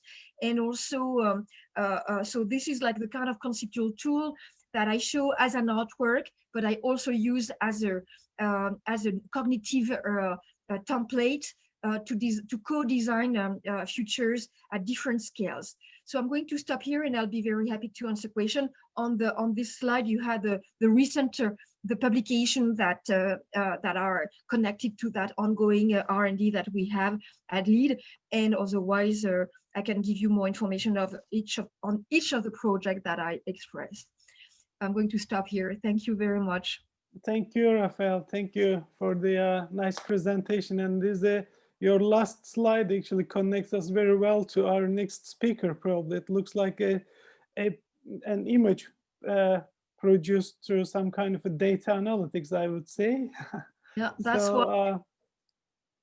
And then data has its own art also. It will also create its patterns and its visualizations. Then we'll see a lot of interesting outputs and interpretations from there. Yes, yeah. Thank you. Thank you.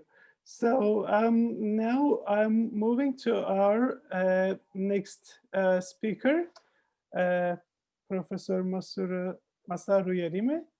And he is bringing data science and algorithmics into the mix of this blended future. Okay, thank you very much, Oscar, for your kind introduction. My name is Masaru Yarime at the Hong Kong University of Science and Technology. I also have affiliation with the University of London and also University of Tokyo. The time is quite limited, so probably I should move quite fast. And basically, what I'd like to make an argument here today is because of the topic is foresight studies, and then what to be the implications of other areas and findings in other fields. So here, as far as I understand, that foresight studies has been traditionally dealing with technology as objects, and then try to predict the future technological development. So they invited the experts and then got all the opinions, and then somehow tried to get the consensus about when particular technology will be materialized or realized. And then I think we had a kind of a sociological term in the sense that society comes in, so that all this participation, stakeholders, and engagement in creating, let's say, a sustainable future. So I think today all the speakers emphasized the stakeholders' engagement and the will and intention to change and then create a desirable future. And then also now we have this algorithmic systems, machines, AIs. So they are really emerging. And then I'd argue that they are, or they should be understood as agents. So that now we really need to understand the human-machine interactions for the future. So then I would argue that the challenge to foresight studies in the coming years is really how we can really appreciate human-machine interactions for the future. So now technology is coming back, not as objects, but as a kind of subject or agent. So that is, I think, what I would argue today. So basically, the foresight studies dealing with many methodologies, they are all well established, like Delphi method, backcasting, horizon scanning. So I think we have a lot of expertise already accumulated in this area. So this is just an example of a recent report made by VTT in Finland and also NICEP in Japan, that they are well-established organizations with regard to foresight studies, and then try to make a kind of foresight exercise for circular economy and society. So then that as you see that they ask when there's a kind of realization of technologies for scientific breakthrough, and then try to also discuss when, societally speaking, these technologies will be realized. And then we come up with this kind of figure showing when and which technology will be realized. And then there are some differences between different countries, reflecting different expectations and also socio-technical conditions. So the Delphi method has been used to make a consensus among experts. And then now we are really emphasizing, as other speakers today, that we really need to show our willingness to create futures that to be desirable. So we really need to have a kind of vision, road mapping, and then forward-looking activities. So that's why I think today in this the Future Literacy Summit, which really emphasizes the anticipation.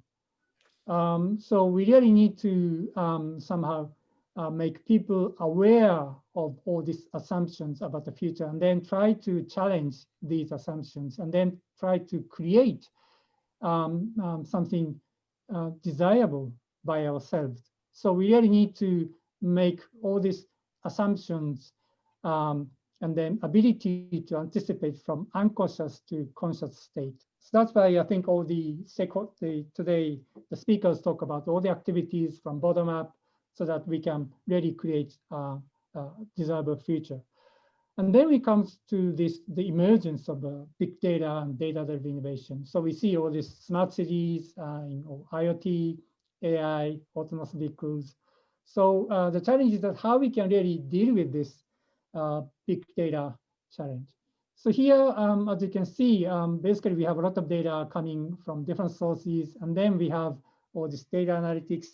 Particularly, we have to deal with the artificial intelligence, especially machine learning or deep learning. So that is the kind of the challenge in the sense that they are really coming back to as an agency, not as object. So here, AI is rapidly developing its performance. So now, at least in the area of image recognition, the performance is much better than humans, basically speaking.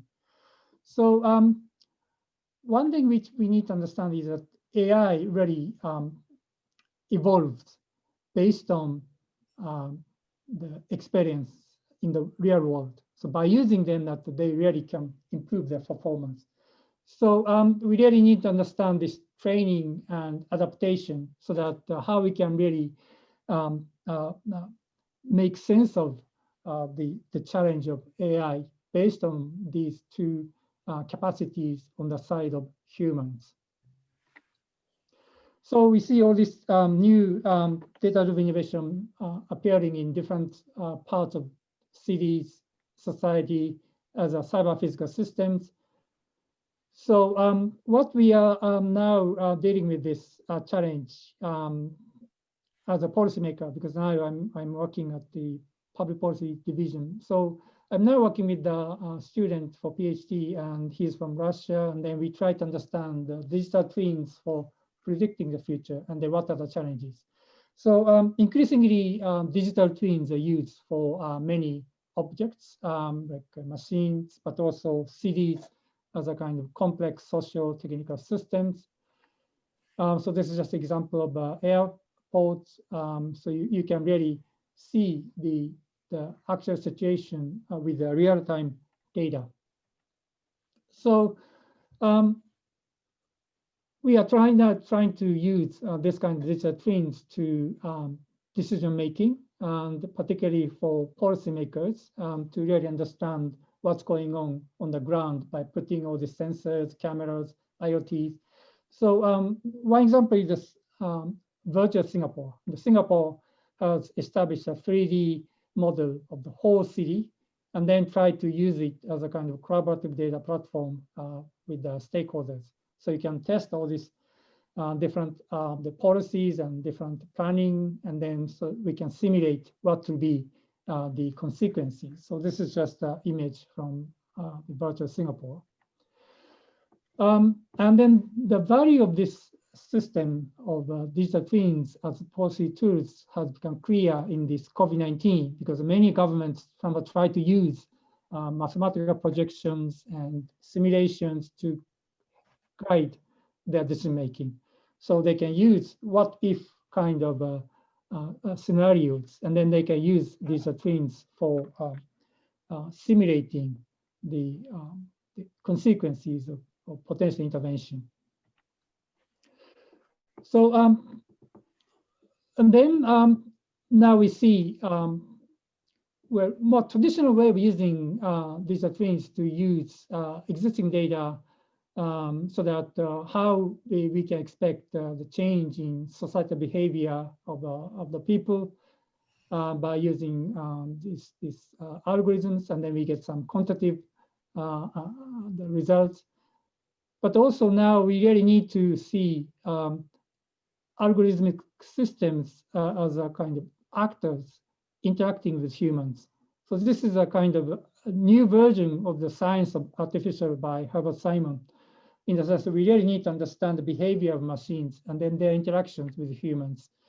So now we really need to think about human behavior and then machine behavior, intelligent machine behavior, and then how they interact with each other.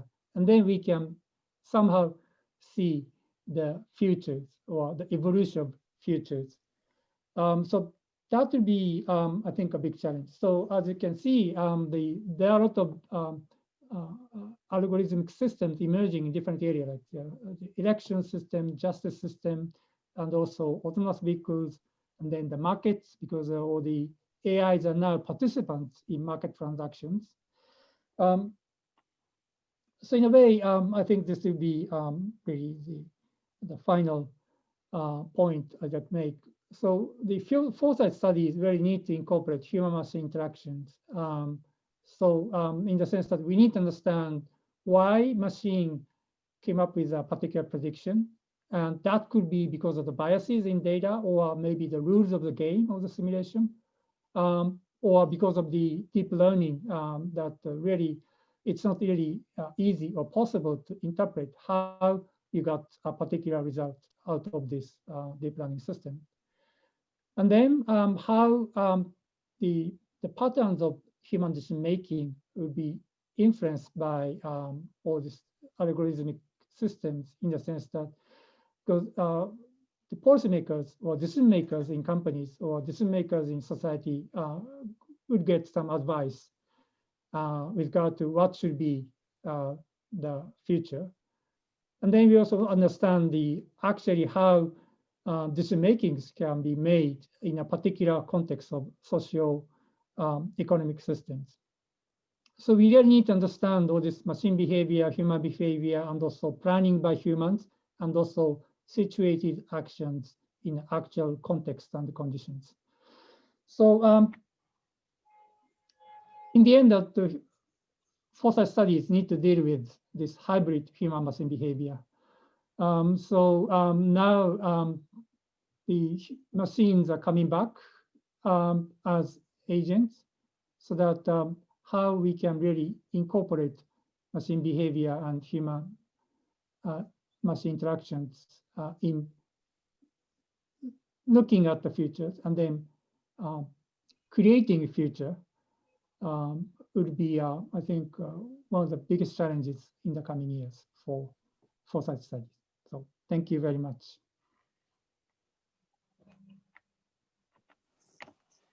Thank you, Masaru. This was also a very good contribution to this mix of discussions. So I guess we are finished now with our speakers. Now it is the task, the challenge. At the same time, it's a good challenge actually, how to integrate all this together. So thank you, first of all, for all the presentations, which I truly enjoyed.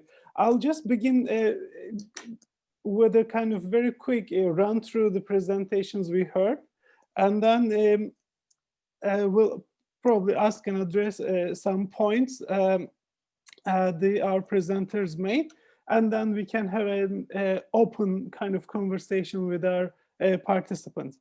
So first of all, we have made a great introduction with a presentation by Maggie. So that was a really interesting one. And then what I was understanding from Maggie's presentation was that she considers the future as a kind of an uncertain, and it is unshaped, it is unknowable, it is measurable, it's blurry. So that means actually, from my point of understanding, the future gives us a lot of opportunities to design it. So it is very good that we don't know the future. So I'm very glad about that. And so all the points you made are actually for good in terms of giving us an opportunity to design a kind of a better world. So I could see that you are also referring to our limitations as humans.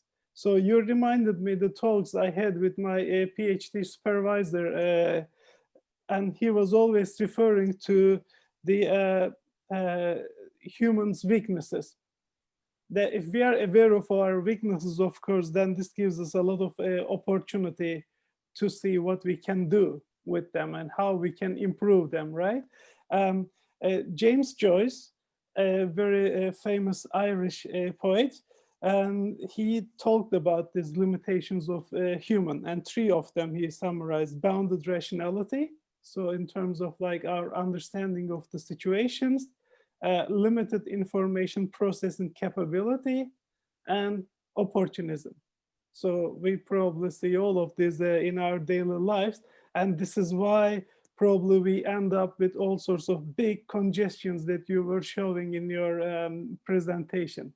So how do we manage to do that actually, even in the cities, for example, that we are creating right from scratch, and we end up seeing some congested roads? So that is probably a good question that as humans we need to ask ourselves. So I really also like the kind of the point you made about the beautiful car, a new design. But what if you put this car in the traffic? So that means actually it doesn't make any difference. So it becomes one of the crowd. That is because we didn't think about the third dimension. So we always constrained ourselves with a two-dimensional world. And bringing this additional dimension, of course, will give us a lot more opportunities in terms of how we can use our design thinking in this processes. So I really find it very insightful. And then we move to so you will comment on this point, and then we move to Dan. Dan made some very good points also. So he was talking about actually important elements of like in terms of experiencing the future. So this is one of the limitations, for example, as foresight researchers and practitioners we have. So we don't have that kind of ability at the moment when you use foresight for policy making, for example. We don't have much possibility of letting people in, you know, to experience those futures. And you showed excellent examples of how to visualize, model, and prototype those futures, so people can really actually go into the future, experiment it, and then come back. Is that the future I really want? And that question can only be answered if you really feel it.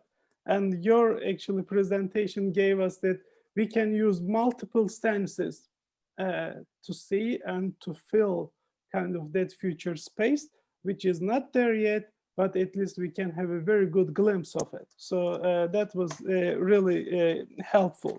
And you also talked about the traffic problems. When it comes to traffic problems, I always ask this question: why people usually ask this question, how to solve the problem of congestion in traffic? But we usually fail to go to the root causes of that congestion. So why do people travel? Probably is the right question to ask. So what makes them to travel?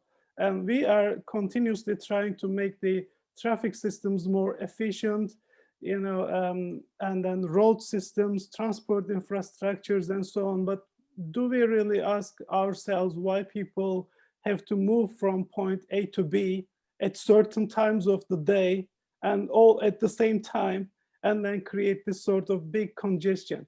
And how we can redesign and reshape our lives to make sure that we can distribute probably some of this, you know, crowd across the day. Pandemic gave us some opportunity, but what was very interesting actually, from my window, I can see a bridge in Moscow going across the Moscow River. I was expecting that when we were locked down, there could be less traffic on the road, but that wasn't the case.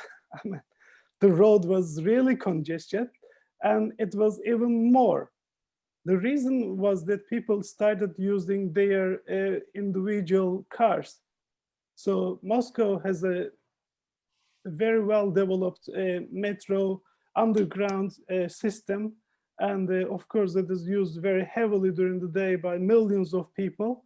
But once this system doesn't operate, then you see that people started driving their personal cars and individual transport systems, and the congestion got eventually much worse. So this was an interesting observation. We could actually show that before that actually happened. Jean-Paul, you gave us also some very good insights. So basically, science fiction isn't only about like for thinking about the future, but for questioning the present. So I liked very much this quote.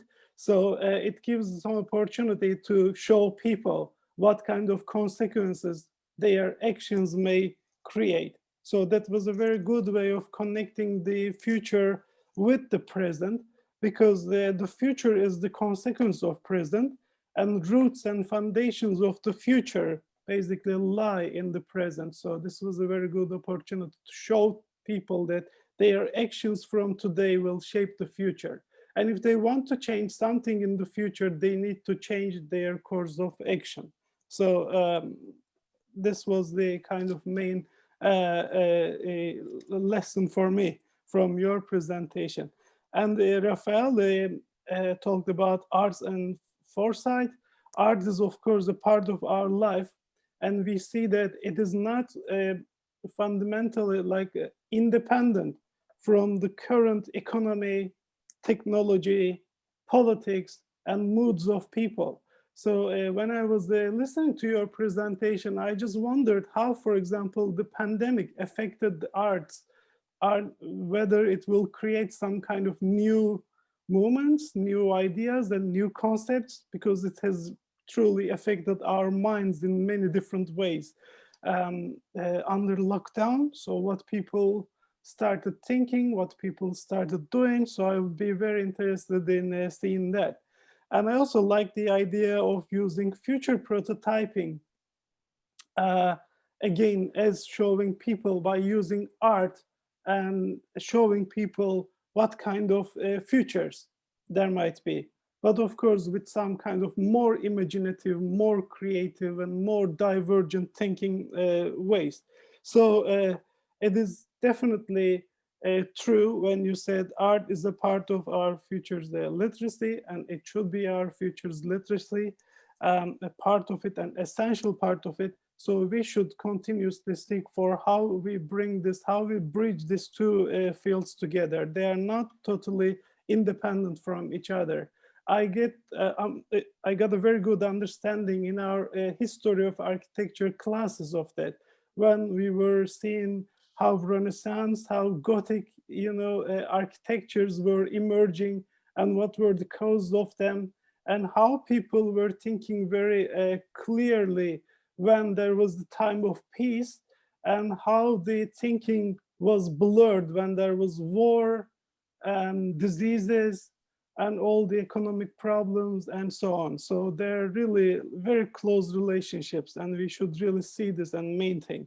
And Masuro, thank you also for your presentation. I very much agree that algorithmic systems are becoming new agents in our decision making and in our foresight. So we should definitely consider this, because we are relying and using more and more of this data. And this data is giving us some new eyes by using satellites, sensors, cameras, and we started actually seeing things that we didn't see before.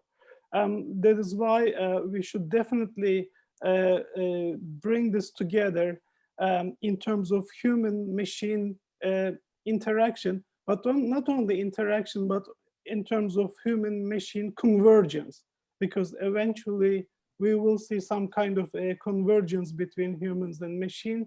And then we will also come to the points of how we can make this convergence in the smoothest way possible. Because there will be a lot of issues emerging, ethical, legal issues at the same time. Although this technology will give us a lot of possibilities, but it will also bring a lot of issues. So some of our foresight tells us that we need to be prepared for what is yet to emerge as a result of that. So having said that, I also value the digital twins. It also gives a lot of opportunity to test and experiment different futures and the impacts of our decisions on our environments, cities, urban areas, and energy. So I think these are also very valuable tools. So thank you very much again for giving me this opportunity and giving our audience this opportunity to interact with you and to exchange. I found it personally very useful. Now I wish to open the floor for any questions and remarks. Thank you. So I see a hand there, Vera. Thank you. Thank you, Oscan. Is there any question? Or I can make just a brief comment also, because I really appreciate Masaru's presentation. And I would be very keen in going a little bit deeper, because with this last slide that I showed with this matrix to try to modelize what could, I'm really interested in having at the center of it. This work actually started on the reflection of what is the world with AIs as stakeholders, new stakeholders in the society. So with this idea of alien cosmologies was also, how can we make a society, how can we build a world with those new entities, those non-human entities.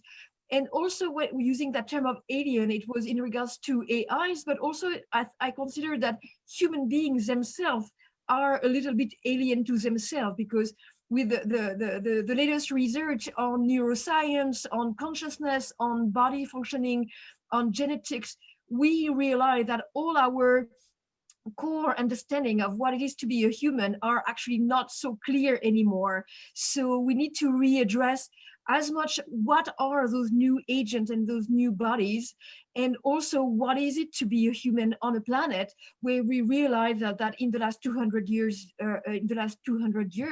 we've been damaging incredibly the planet. So how can we rebuild kind of like mental frames? And so I call them cosmologies, future cosmologies, because I think it's a term that is kind of a little, it's not a philosophy, it's a worldview, and you can keep a little bit of an artistic dimension so that it doesn't become so much of a political, ideological frame.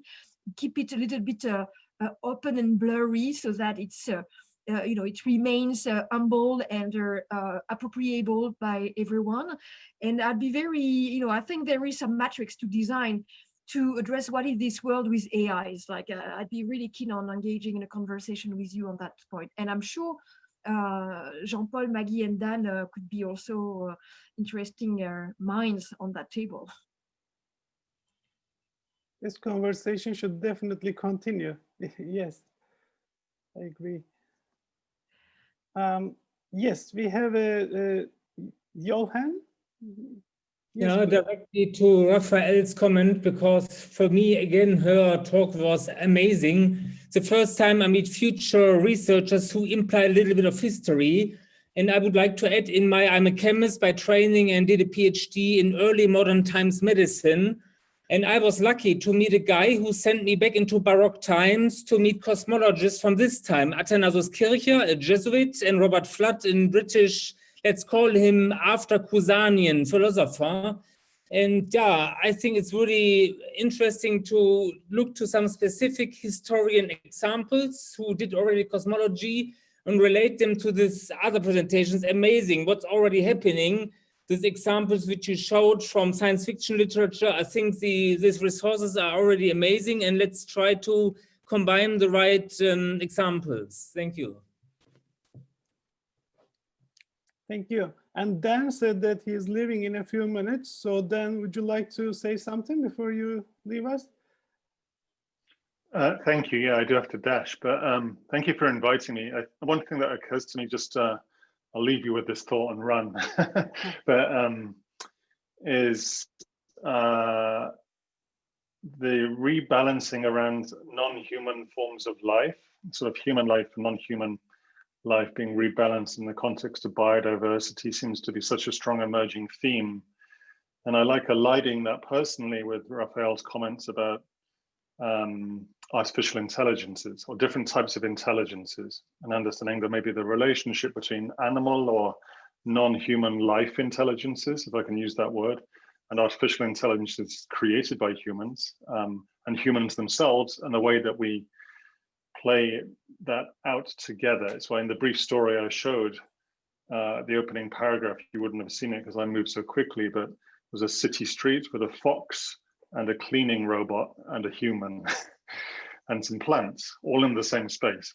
And understanding how these various types of life work interrelate to each other would be incredibly interesting, I think, for us to speculate about. But anyway, I must dash, but thank you so much for inviting me, and really nice to meet you all. And thank you. Have a nice weekend. Thank you. Hope to see you soon again. Okay, bye-bye. And Masaru, I know that it's becoming very late there, so you may also leave soon, but we should probably finish at some point anyway, but let this conversation going as much as it can. Do you have any messages, any thoughts to share? Yeah, just responding to Raphael, the comments, and yeah, obviously, at the theme of the whole UNESCO Future Literacy Summit is about this, in a way, agency, in the sense that the willingness, intention, autonomy of humans. But then that in the end, that we also need to think about how they can maintain all these key features of humans in the context of AI, and then how we can predict the future and create the future, probably together with machines. So, and then how can we apply this idea of anticipation in the context of AI?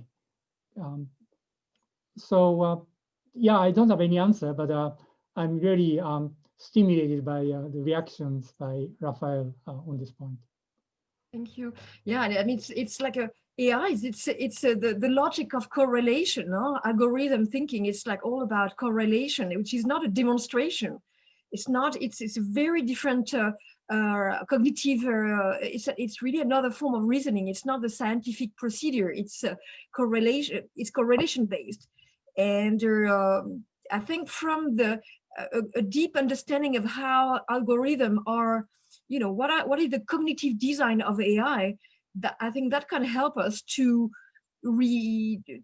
at least to question the classic human mindsets, whether the Western or the Eastern mindsets, because there is already around the planet a very very diverse mindset. But AI is a common frontier for all of us, and I think it can be an occasion to also find interesting bridges between cultures and ways of thinking, because the way you build a world is not the same. There is a diversity. So diversity is also something that should remain a key word in this algorithm culture. Like, how can we have maintain a cognitive diversity with these artificial intelligence that they create standard also. They create template, they create standard, they create frames, they modelize a way of thinking. So, how do we keep our cultural diversity with them, I would say. I'd like to reflect back that I noticed an image you had of Joy Buluwami, the Black woman who started the Algorithmic Justice League, in your presentation, and your question is so apt because of that. And I don't know if I could invite you to tell the story of why she was wearing that white mask for a minute, because it really highlights the point that you just made. Mm-hmm. Yeah, it's like the question of bias. Like, can we avoid having any bias, or should we just map the plenty of possible bias that our human beings can have, and how can we analyze our own bias with that notion of perspective and mask wearing? Like, we are like with the COVID, we know what it is about wearing mask, but we have multiple masks, all of us. Our identity on social network is a mask. Our job function is a mask. Our way of dressing is another mask. We have multiple ways of showing ourselves and defining ourselves, and artificial intelligence is also challenging us on that, which I think like this core identity issue is like really one of the central issue at the moment. You showed it also in your slide, by the way, I have a question, Maggie. All those the slide you show with the numbers, what is this list? This gigantic list. I was like, I'd be happy to see this, because there is quite a few numbers. There's quite a few speakers at the summit, and I I tend to hear lots of frustration expressed in different language every time I talk to another futurist about why isn't it working? So I haven't taken that list personally, but it's kind of a, I think someone should. It's the future list. Okay. Yeah, it's future list. Can we have the complete list, please? And Yeah, that's a good anyone point. from the audience would like to raise a question? Like, we really, I'm always very happy to hear like even weird questions. Yeah, any more comments or questions? I saw earlier, Patrick. Patrick, are you here? You made some comments. You threw some questions too. I am actually. Yes. Thanks so much for sort of calling on me. Yeah. I'm actually an art and design professor currently not in Abu Dhabi, who's going back to Minnesota in the spring. But what I was really impressed at is the notion of futures thinking in regards to speculative design and art production. And there are, I'll share a couple things that I've worked on. Is that I recently did an artificial intelligence project in which I did 512 paintings, which I split into 256 sets of 256, put them through again as a discriminator, and then took those two sets and then put them and compared them with each other to try to look at the consistent patterns between them, to try to look at Chomsky's ideas of deep structure in my own in my own mental processes, and as a research project. On one hand, the results have been kind of interesting, but the thing is that I don't really have any quantitative methods of working on this as of yet. I'm looking for some methodologies, and then secondly, for about the last 4 or 5 years, primarily Nathan Schaefer has been running with this. He's currently working on a series of comics dealing with this notion with Alaska and First Nations artists and elders. We found these Dome City projects that were proposed in the early 70s and in the Alaska archives at University of Alaska Anchorage.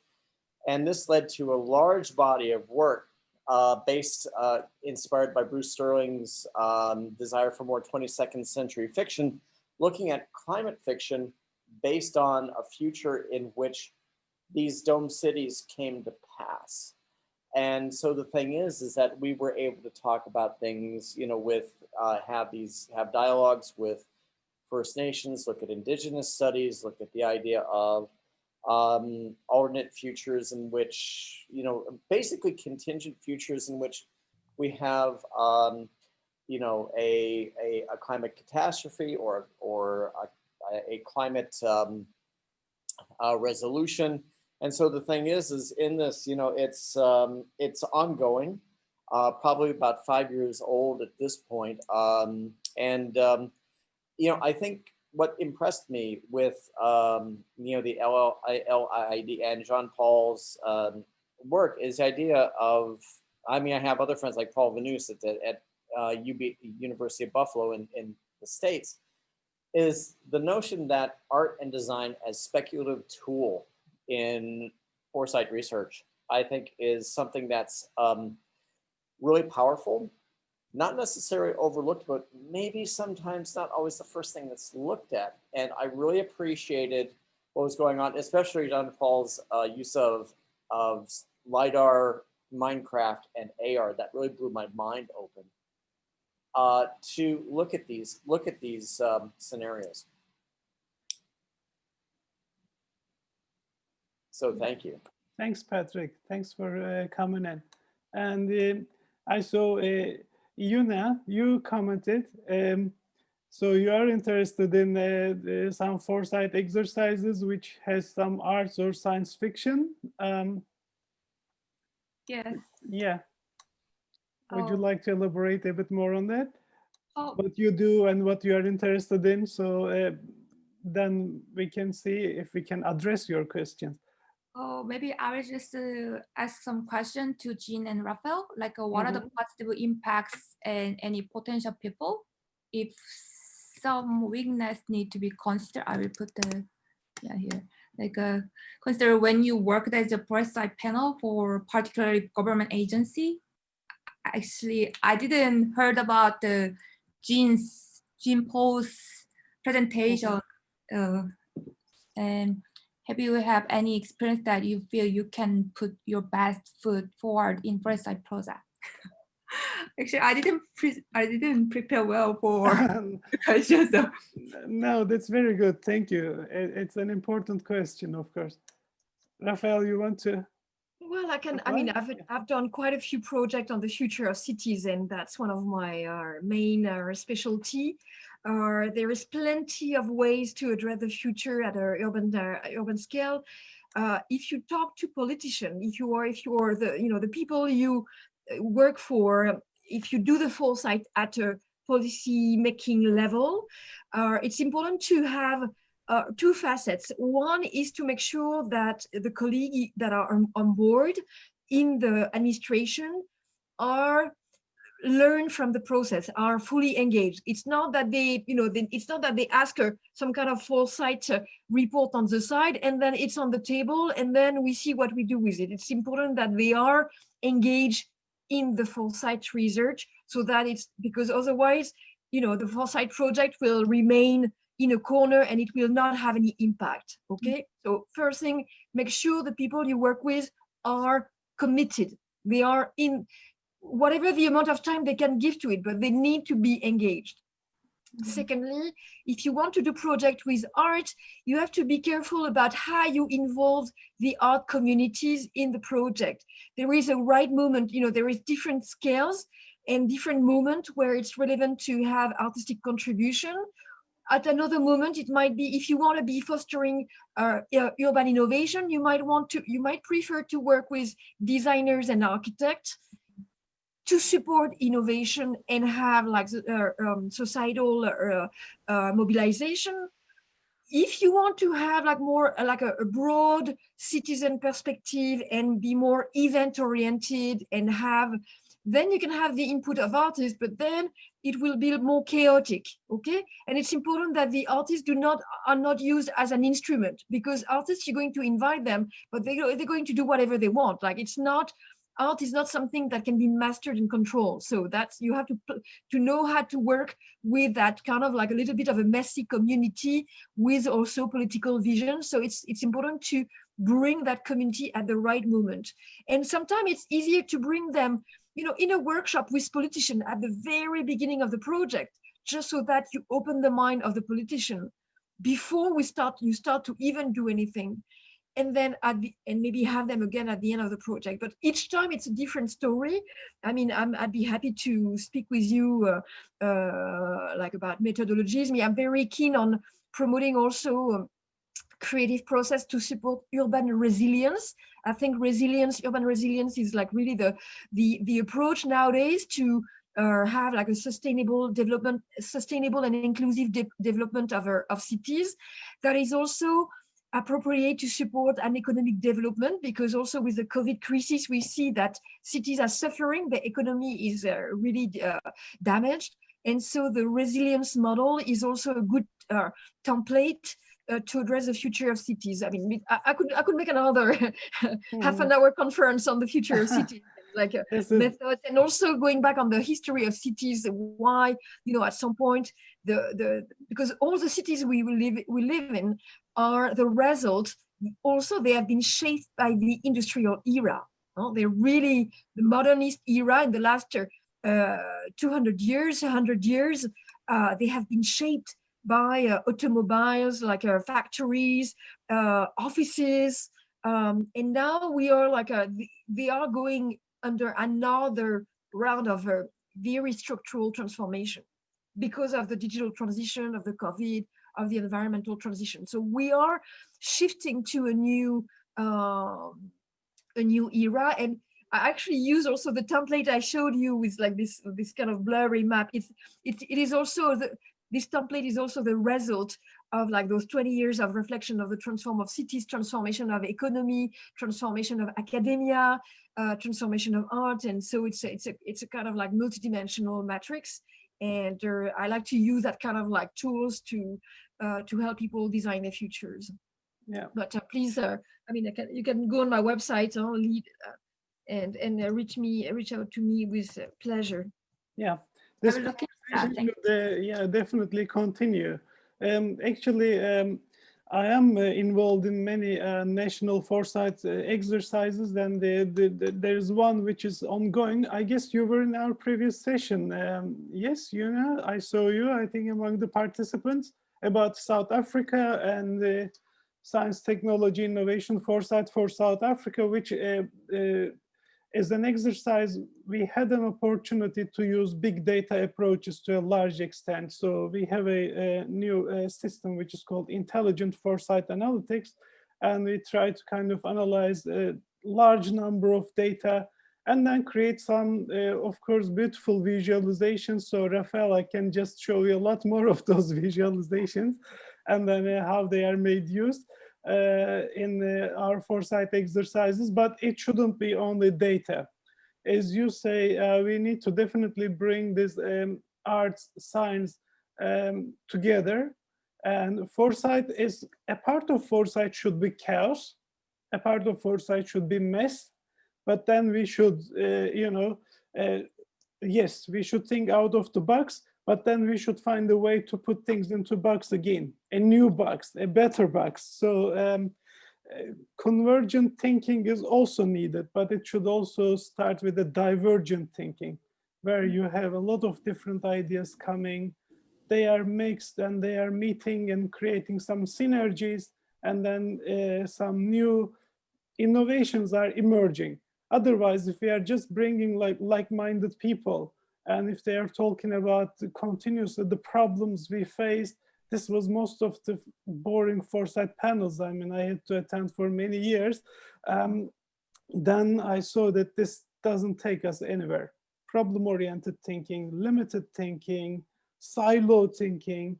And so today's talk, we saw that will give us great opportunities. In parallel, we are having, with another architect colleague of mine, having talks on Foresight 3.0, which is about systemic and synergistic thinking in foresight. So I would really love to bring these two communities together.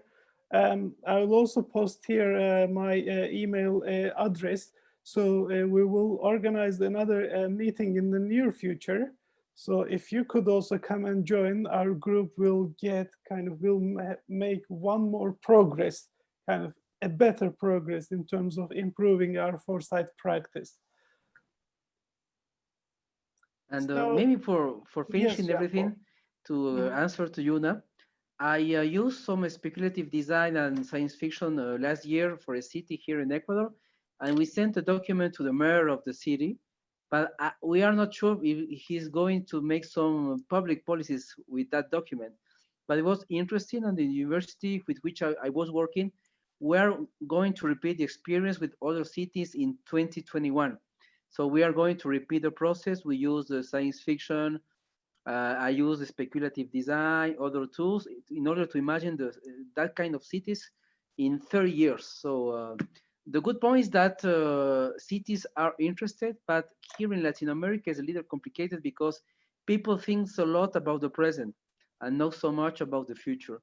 And when they hear science fiction, that's a problem too, because if they are not so open, they can think about the Star Wars or things about mad fantasy, but not about other types of science fiction, useful science fiction. So that could be a problem. But I work with the military academies here in Ecuador with the police, and they love the idea. I will do a workshop on January about the use of science fiction and speculative design for the police. So that would be great. So I can tell you that the doors are open, but sometimes governments think a lot about the present, not so much about the future. And science fiction, speculative design, maybe are a little bizarre for the people who are in the government. But I think they are changing their point of view. That's great. Thank you, Jean-Paul. We have also other friends here on the screen, so I also wish them to talk, at least in this last few minutes. We have Vera and Ivan. So would you like to come in and tell what you are doing? And Awesome. Thank you so much. Amazing team. Bye-bye. yeah, are you Thank leaving now? It was Yes. great to have you. Yes, see Hope you to see you soon. again somehow. We will definitely reconnect. I've noted. Well, may I have a because you know, when I was designing those template to design future cosmologies, I was also very interested in how science fiction is building worlds, and I think like through science fiction there is this notion of world building, which I find interesting. But the problem is that it's always kind of like it always feels like a closed world. And I was like, how can we keep that notion of world building, but keeping it open with like no borders? Because the world we live in is a world without any edge. Like, you know, there is no limits. There is a limit of resources, but the space itself is gigantic. And inside our head, we have a giant universe, although it's in just like one box. But I thought there is something about science fiction and world building versus this notion of cosmology, which I chose as an alternative to world building. Like cosmology seems to be like a knowledge to build a world. Cosmoscience, world building. But I think there is something about what could be a science fiction that is not based on a closed world. And I think your expose was very much kind of like pointing that also of like. Can I jump in just for a second? Yeah. Is that this shared universe project that we're doing in Alaska and worldwide is the notion that you know, we're using the parallel universes paradigm as a way to look at all these future scenarios, from the utopian to the dystopian and that sort of thing, through the use of basically a Deus Ex Machina that connects, you know, an infinite number of parallel universes as a propositional space. And do you think that this might be something that, you know, could be something that could be used as, you know, as a form of speculative design, speculative fiction space that could kind of solve some of these issues? Well, I'm sure it's a case to share, because, you know, people are smarter when they look at different things, like, so the diversity. And so if you have developed an original work with a community, and which is converging toward designing world, offering possible futures, you just first want to share it. You know, you might put it on share it with peers, bring it to urban research, bring it to communities like ours, just so that also you will know what to do with it, and at least you will create also like a window of inspiration to people to react to it. And just very briefly, I took notice of what you said, and I'll be very happy to look closer of what you did. Sure. The one thing that I think is very interesting is that one outcome has turned out to be a kind of a community building through a series of it may seem rather simple, but comic book projects, which are creating a community dialogue, you know, between, you know, Anglo and First Nations, and, you know, sharing wisdom from elders with future generations and that sort of thing, and looking into that in terms of environmentalism as far as a dialogic and possibly didactic tool. You know, our project leader Nathan has really been finding this, you know, a really useful, at least conversational tool at this point. And I think this is a very interesting solution at this point, you know. I have to leave. I have a fecha kucha in just few before minutes, so I going have to prepare. 2 minutes, let's listen to our two other friends. I want to just hear their voice too while they are here with us. So I jump in quickly because I also have to leave. Sure, everybody has to leave. So just say hi. Yeah, it was. Thanks a lot for for organizing this. It was super inspiring to see like people coming from so similar but sometimes perceived as completely different fields together. I have thousands of notes, and I already started kind of sending emails and connections in the back, so I will keep on doing that. So just now you heard my voice, and also feel free to just get in touch. Now you know who's writing you. Thank you. Thank you, Vera. Thanks a lot for organizing. Yeah, nice to meet you. We have Ivan also here. Hi, everyone. Thank you for giving me an opportunity to speak. I was actually going to be the fly on the wall today, but I realized that if I was going to do that, I should have turned off my camera. I come a little bit from outside of the futures thinking world. I'm still learning about it. But what was very impactful for me today, Jean-Paul, thank you for your work talking about science fiction, is that visual aspect. The tools that we have now, the AR and the VR, it can now make the ideas that you guys are talking about so much easier to understand for someone that isn't normally in your world.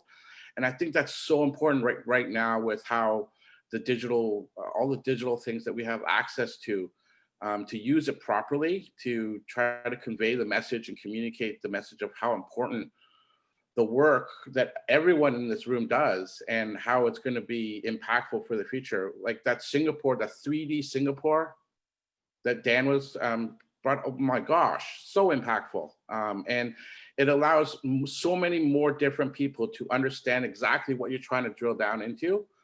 And you know, that the project that Dan was doing in the Melbourne Street, you know, the moment you see the transition and the questions that go along with that and the tools that he used to get from A to the final product, it was very impactful for me to see, and I really look forward to what's out there and using things like Minecraft. I never thought of that, but I deal with Minecraft every day. It's a perfect tool.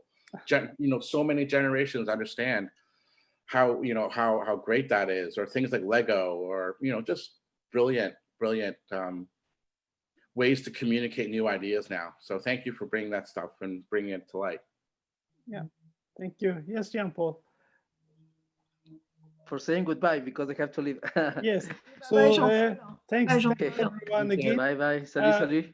Yeah, we have one more session today. If anybody is interested in, as Foresight Journal, we have recently published a special issue on North American foresight. North American foresight culture is one of the kind of oldest foresight cultures we have, of course, institutional foresight starting from the 60s and the 50s and the 60s.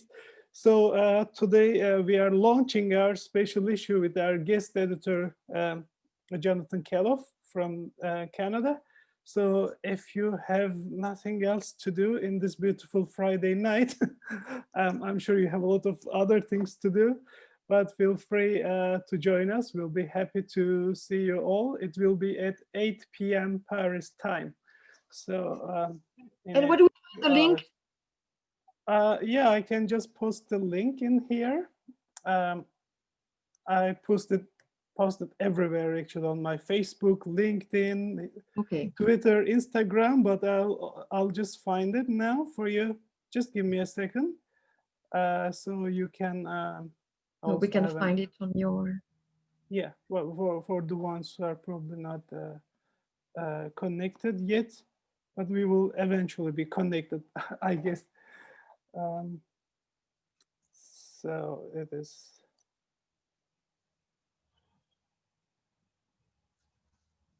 Well, thank you. And I see Anne-Marguerite, you're there. Would you like to say a word? I think some people are. Yeah, I just. Yeah.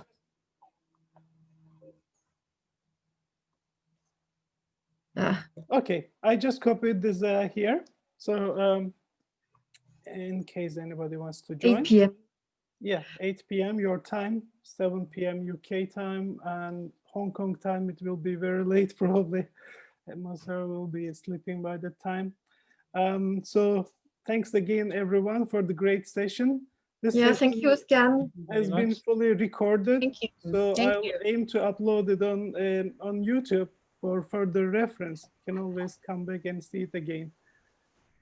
Thank you. Thank you. So lovely to meet you, Özkan. Raphael, thank you Yeah. for Very sharing good to all of meet your you. Yeah, let's wisdom. stay in touch. Masaru, same thing. I'd be very happy to stay in touch and share thoughts. Patrick, thank you for your information. Ivan, same thing. Yuna and Özkan. Maybe we can talk next week. We will talk next week. Okay, we do that. Okay, Sure. super. Yes. Enjoy the rest of the Take summit. care. Bye, everyone. Bye. Bye-bye.